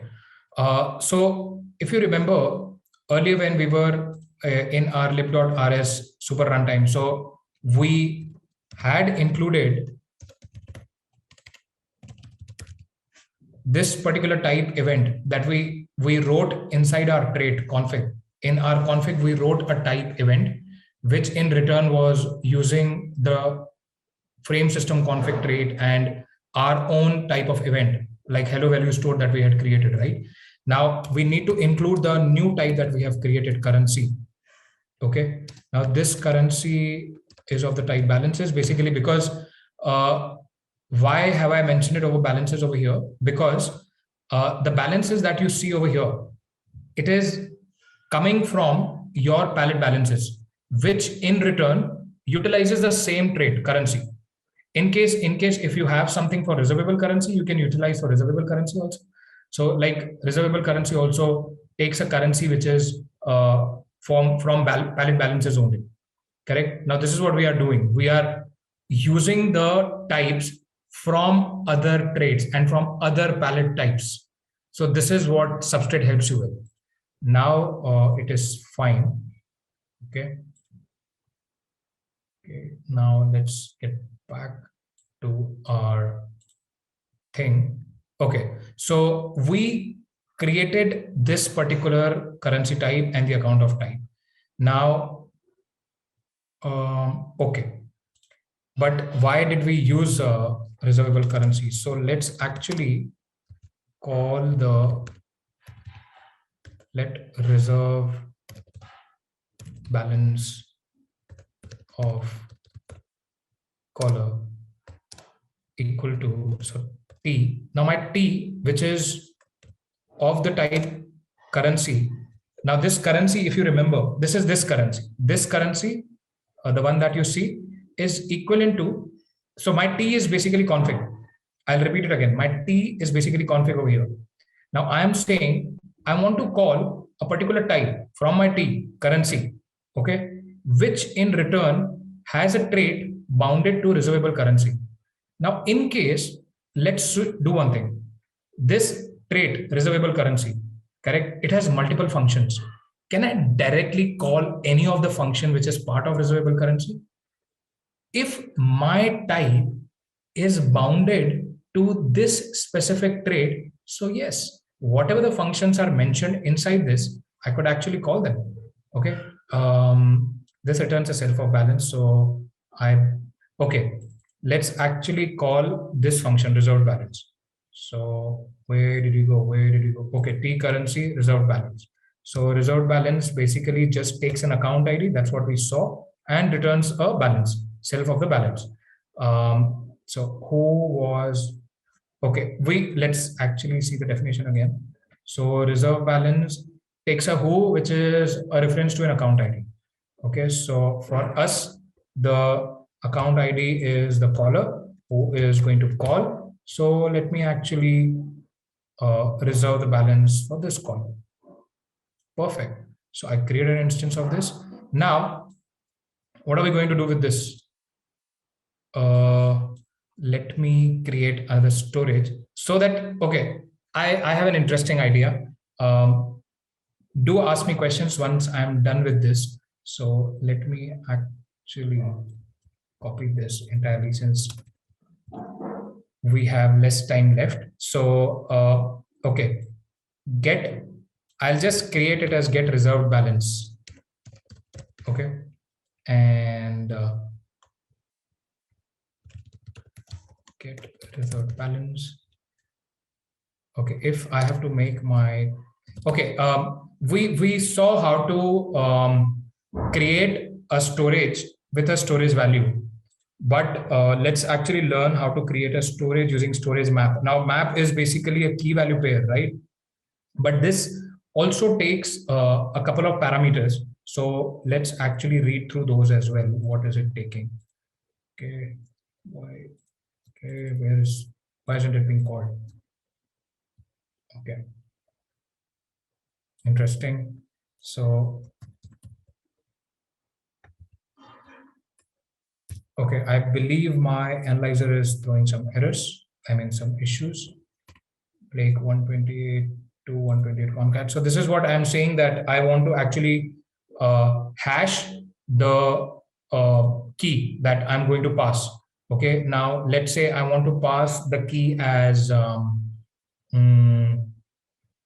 account ID, which is basically, okay, so I can pass the account ID in both the ways. I can actually pass it as either from my T, the account ID like this, or since I've already created an instance of account ID type, which is coming from frame system config, I can pass it like this also, account of T. So, okay, so account of T. And as I said, it's going to be a key value pair. This is like the syntax that you would always keep writing, okay, no matter what. And you can define your own particular hash type also if you want. And otherwise, whatever the types which are being provided by your substrate frame system palette prelude. If you remember, in our palette prelude earlier, we saw that, from frame support palette prelude, we also saw that it provides you this Blake to 128, okay, and Blake to 128 concat. So these are the types which are already provided to you by frame support. So I'm directly including that into my storage map. Okay, and count of T, and I can actually keep it as balance of T. Okay, where am I getting the error then? Am I getting error anywhere? Okay, so now it is working. Okay, I don't know why is it like, but we have already implemented all the traits for this. We can ignore this for now. Now, what we did was we created a new storage, get reserved balance. Okay. I'm not going to reserve the balance from here. I'll actually reserve the balance from somewhere else. And then I would read it in my storage, okay, from my reserve balance of caller, okay. And then I'm going to store it for myself. So this is, you can assume it as a small demo or an example of pallet coupling also. Like you can pass a value or a function or an extrinsic from a different pallet and push it onto your pallet and generate the value and store it for yourself, because you would end up utilizing it the moment you start working on multiple pallets. Okay. So, okay. So the name of my get reservable what? Okay, I don't remember the name. So yeah, get reserved balance. So get reserved balance. Okay, it takes a T, which is a generic, and I am inserting. Now what I'm going to insert? I'm going to insert, what did I say that I'm going to insert? I'm going to insert the key value pair, which is the account ID and the balance. Okay. Now, as you see, this reserve balance of caller is basically of the same type balance. So I don't have to explicitly mention it again, but I could give the account ID as caller.one, and we could pass the reserve balance of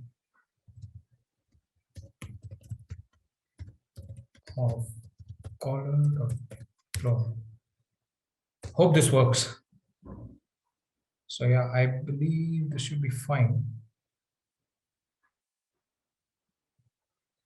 Okay, no errors. Okay, the file looks smooth, the file looks clean. Ignoring this, we can ignore it.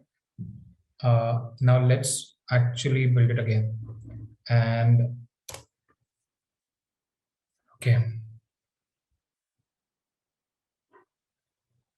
Okay, till the time this builds, I believe, Ananya, you could have another question for the audience now. All right, guys. So this is your final question for the evening for some very interesting Polkadot India giveaways. Now, if a custom pallet's configuration trait is bounded to a frame provide trait, then it is which one?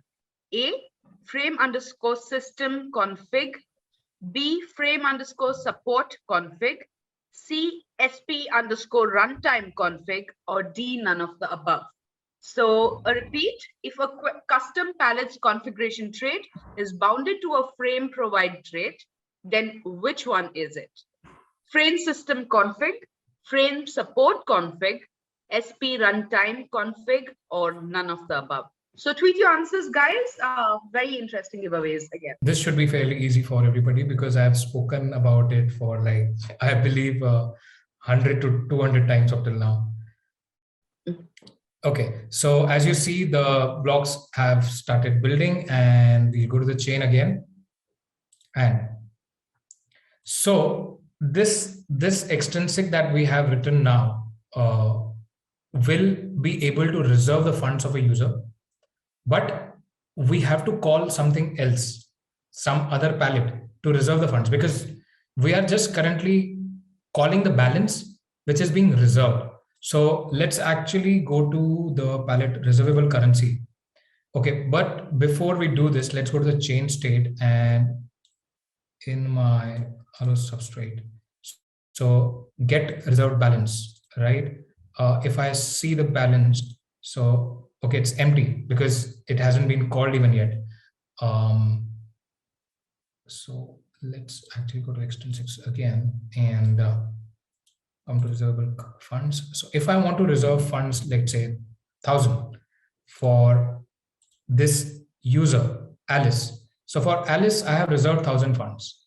Now, if I go to, now if I call my hello substrate set value function, so because we have to call this extrinsic, okay, sorry to go back to the code again. So in order to call this particular storage or this particular line, we still need to call this function. right? Whatever the function we are going to call. Now, when you do set value, whatever value you set, it's okay. Actually, let me set 600 because I believe we have reserved funds as 1000. So we set the value is set. Now this extrinsic is called. So whatever is part of this extrinsic has been called. Okay. So what all has been called? This extrinsic puts the value that we got from the user into get value.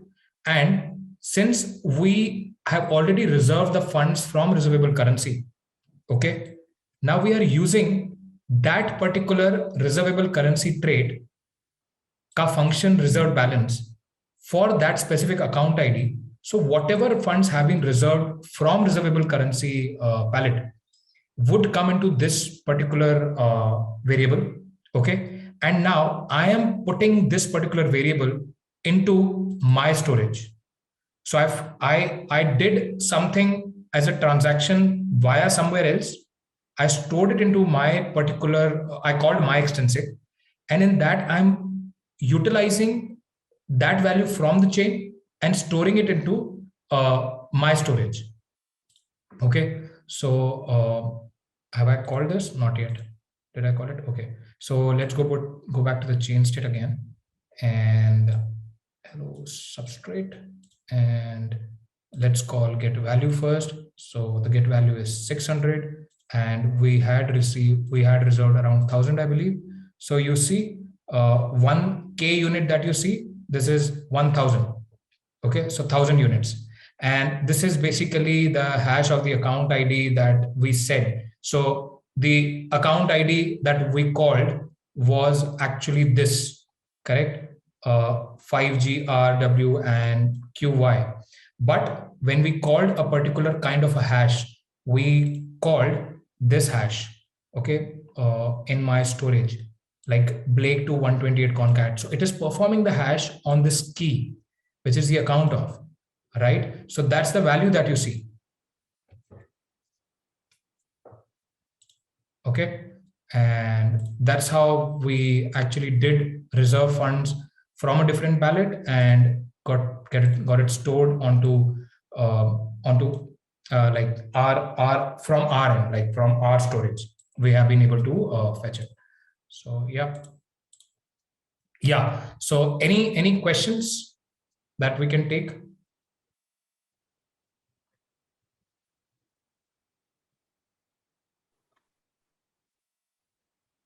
Guys, any questions at all? I'm sure this would have been slightly steep and heavy. But I would advise, if you have any questions onto what is happening, how is happening, and how are we able to call this from that, so please ask your questions.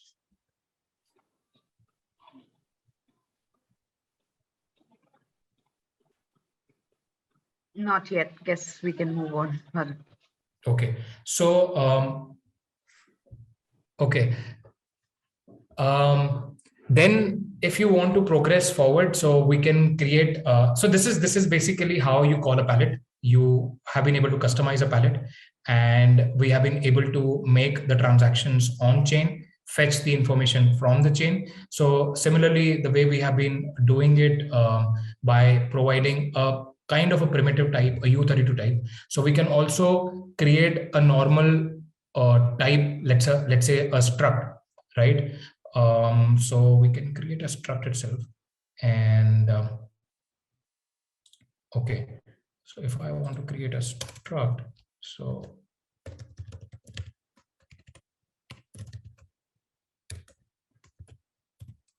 okay, these would be some of the traits that are to be implemented for the types that we are going to define. And if we get any errors, we'll see. So let's create a pub struct as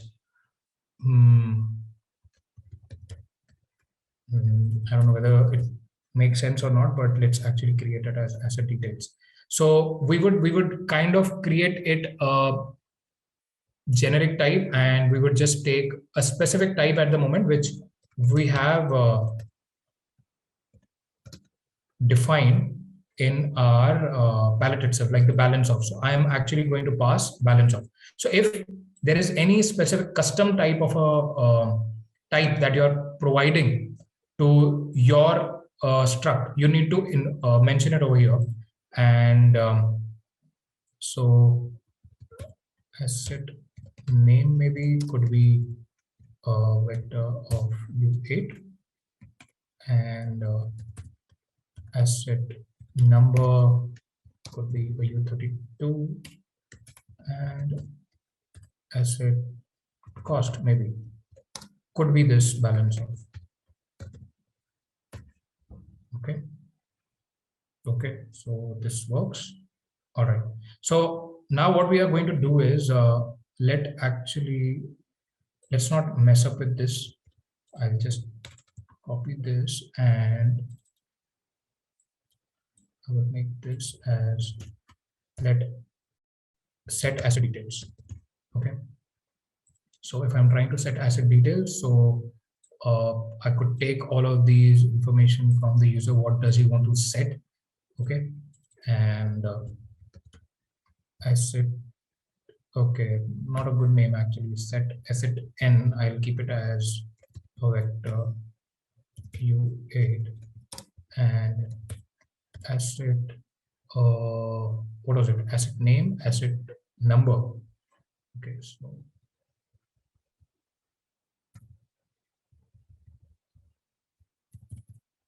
that was my u32 type, and my asset cost is of the type balance of t, my own custom type. Okay, perfect. Okay, and now I don't have any value and all, so I don't think I'll be using this, and I don't think I'll be using this. Okay, this could be the part, but not a problem. Okay, so now let's create an instance. So if you all know that struct is nothing, but you can say that it is like a class inside which we define our own types. So we need to create an instance of that particular class. So let temp asset details equal to asset details, which is taking balance of type 3. Okay.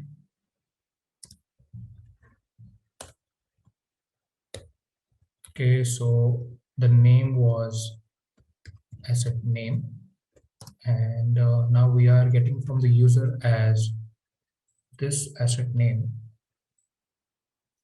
Okay, and we will get an asset number, I believe. Yeah, so asset num clone, and we have asset cost, which is again asset cost. So these are on the right hand side that you see, these are actually the user provided values. We are storing it into our structure, and we already created a structure in order to read all of this. And have I called it correctly or not? So okay, I need to check once. Do I?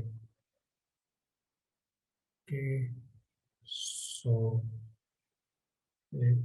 okay, so you need to pass this. Okay, analyzer is fine. Oh, okay, I have missed this over here, but for my asset details, I need to pass particular type that, okay, it is supposed to be of this specific type, which is taking the balance of type 3. Okay, I believe now this should be correct. Okay, now we have a yellow underline over here. That means that we haven't used this anywhere. We need to use this variable. So we would be taking these values from the user.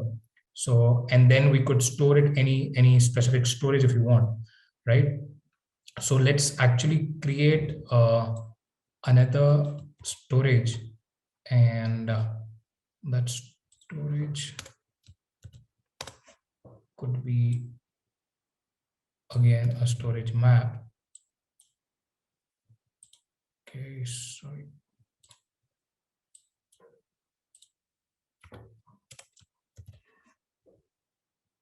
Okay. And okay, so let's actually configure this as per asset. So get asset details.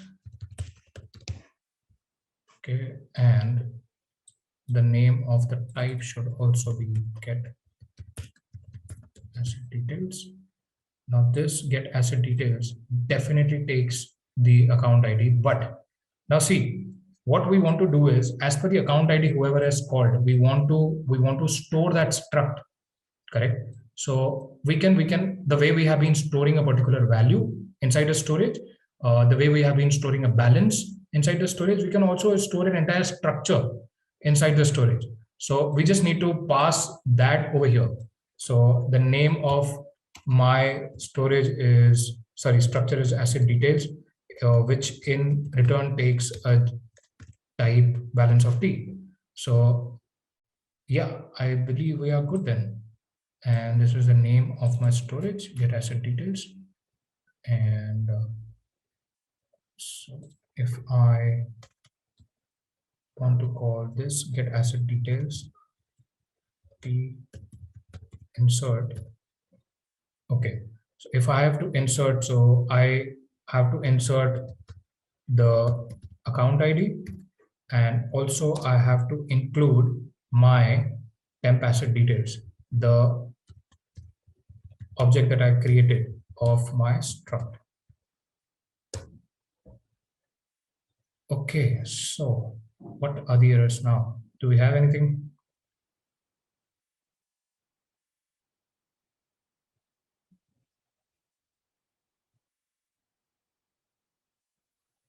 It's running.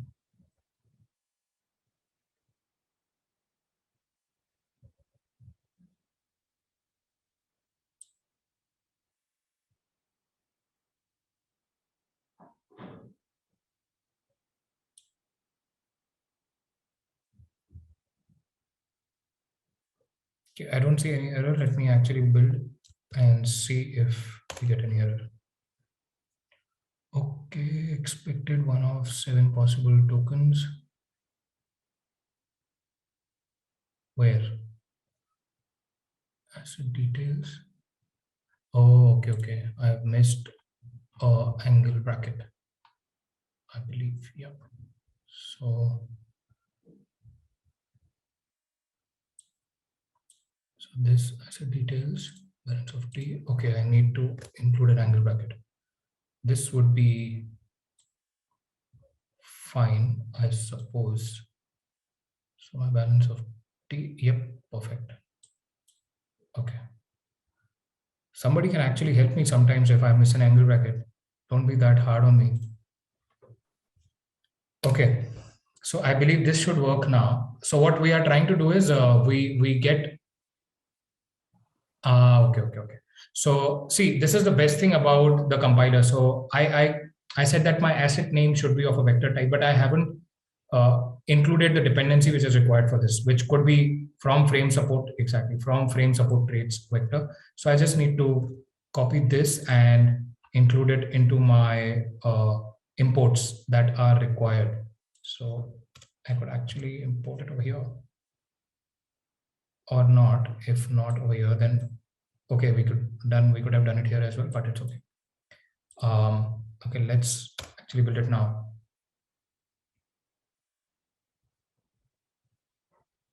Okay, so yeah, any questions on the struct part that we have written?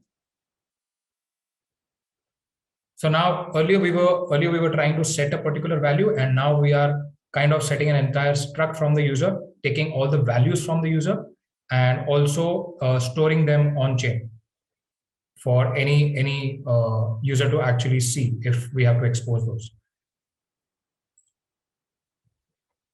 Okay, so this is a different function. So earlier it was set value, and now we have done set asset details. But I have a hunch it won't work that easily. There should be something wrong.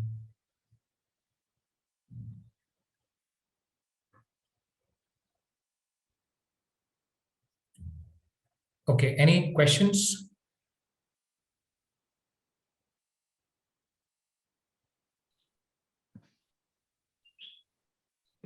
Guys, any questions at all? Please put it on chat or feel free to unmute yourself and ask.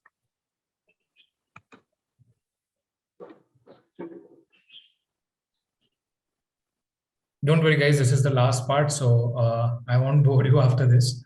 I just wanted to show you, like, how to even read a struct and pass it. So this kind of gives you an idea about customizing your own palette, or maybe writing your own palette from scratch. I just used few things, and rest we have been able to write the entire code from the scratch for the palette.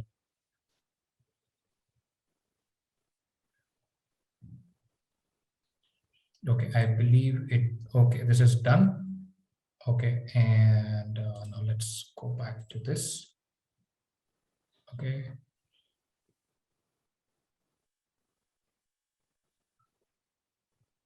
And if I come under my extrinsics, so there were two extrinsics that we have written now. One is, okay, see, already the name pops up as set asset details, and then the other one was set value. So let's actually directly use set asset details. Maybe set num, whatever you want, we can give it as pen, and the cost could be 1,000. Okay, it is successful. And if I go under my Explorer, okay, we didn't expose any events for this, but in case if you want, we could actually see inside the block itself. So whenever you go to a block Explorer, and if any extrinsic is being called, so you can still see what all information has been passed. So this is what we set, right? B1, 10, and 1. And we also wrote a storage for this, which was get asset details, I believe. Yeah, correct. Get asset details. And okay, interesting.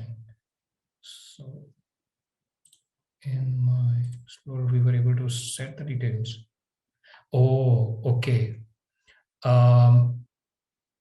Cool.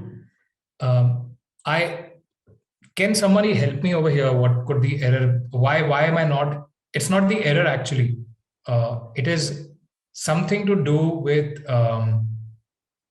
passing a type, which we have done earlier.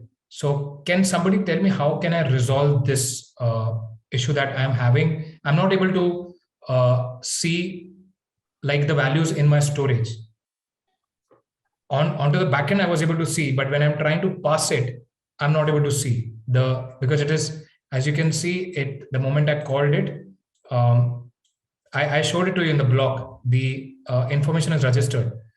But when I'm trying to fetch it from my storage, I am getting an unknown. I mean, it doesn't even recognize or understand what is happening. Can somebody tell me what is this?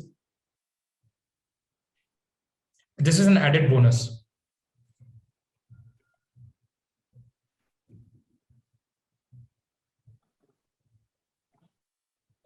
Don't shy away, guys. Just make your guesses.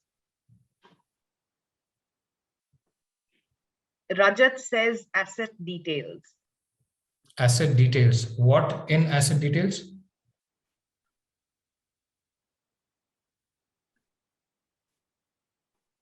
Rajat, you can feel free to unmute yourself and say it aloud.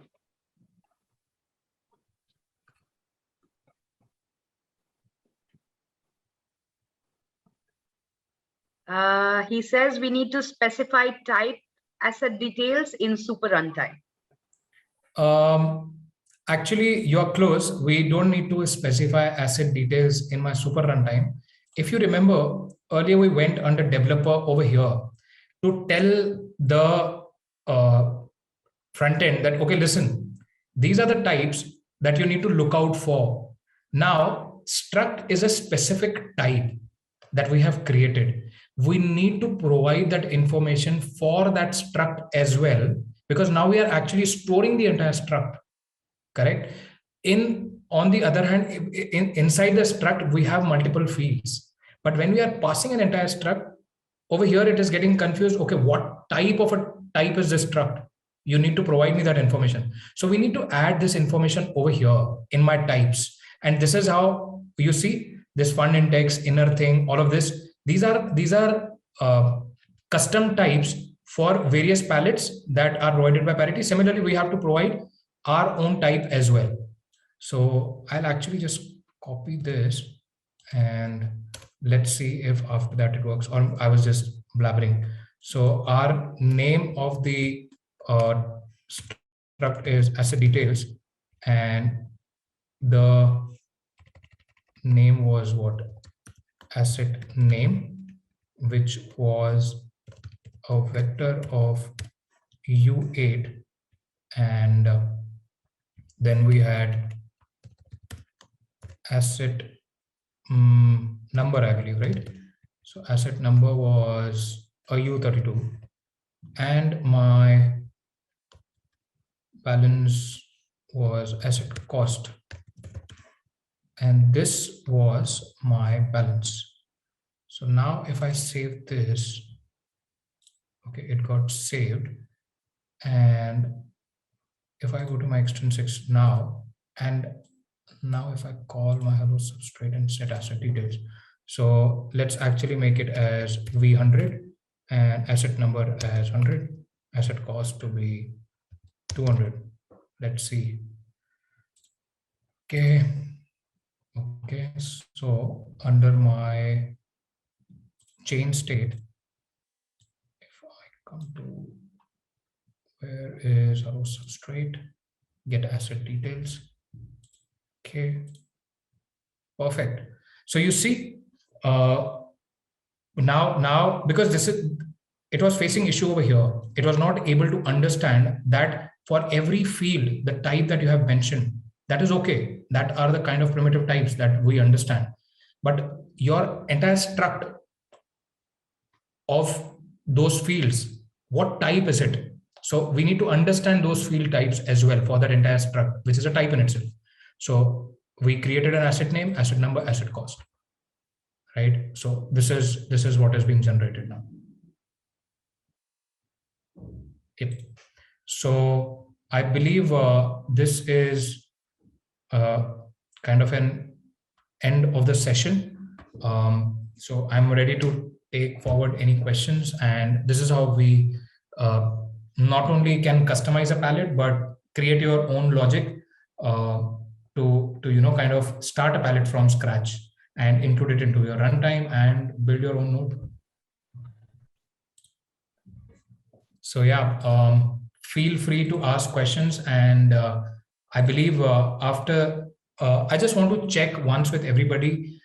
Last time we had shared a link to Polkadot Pathways, where you could actually go ahead and understand and read in detail about substrate-based chains and some examples and Polkadot. How many of you actually got a chance to even go through that before this session? Guys, you may raise your hand as well in the reactions section.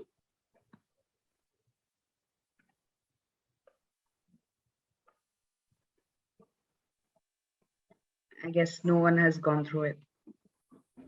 Okay, no issues. And this particular session you can assume to be like the base on top of which we would be building some crazy stuff, and we would be sharing an assignment with all of you. And we have built a couple of in-house products as well using Rust and Substrate. If any one of you are interested to even understand and sit with us over your code, apart from those public repos that we have, we could share those as well. On GitHub, you can go ahead and search for Wow Labs. You would find a lot of substrate-based code. You can read through it, and you can ask as many questions as you want over to the Discord channels. And feel free to kind of give me an advice if I went very fast, if you didn't understand anything, onto the Discord itself, and we would be ready to help you on any. Thanks then, Varun. I think this has been great. Hopefully all of our dev buddies out here stay on track, and this has been a help in helping them take a step forward in all of this, right?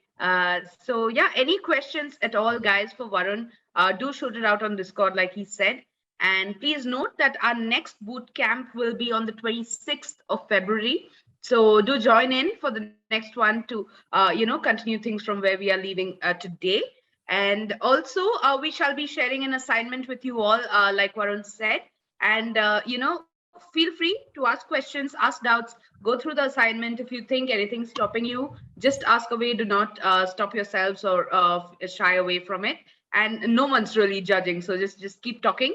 And also, let's make it easier for you by reminding that maybe the top 3 worthy assignment submissions win $50 worth of dot each. So give it a good shot, guys. No harm in trying. So yeah, we'll be looking forward to a lot more assignment submissions this time round. Sometime next week, we will be sharing the same with you on the Discord channel, right? And yeah, so again, about Polkadot Pathways, this is something Varun mentioned sometime back. So here's a personal link to Polkadot Pathways for being a member of our community, and that's in the chat box right now. And don't stop reading and learning with this comprehensive portal is going to help you out even more, right? And this helps you learn more about Polkadot, Kusama, and Substrate. It helps you get recognized for your efforts with points of reputation as well, and it also helps you connect with other members of the Polkadot or Parity community, which is a great point or place to be at as a developer. So guys, just use this link at any point to educate yourselves and stay in touch with the Polkadot community. And yeah, with that, we come to a close to this bootcamp, guys. Looking forward to your assignments again and to have you at our next Substrate Saturday. So the link again has been shared with you.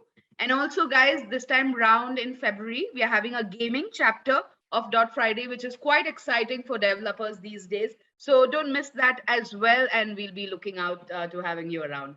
So yeah, feel free to leave your feedback, guys, and stay in touch. Thank you so much and have a great evening, guys.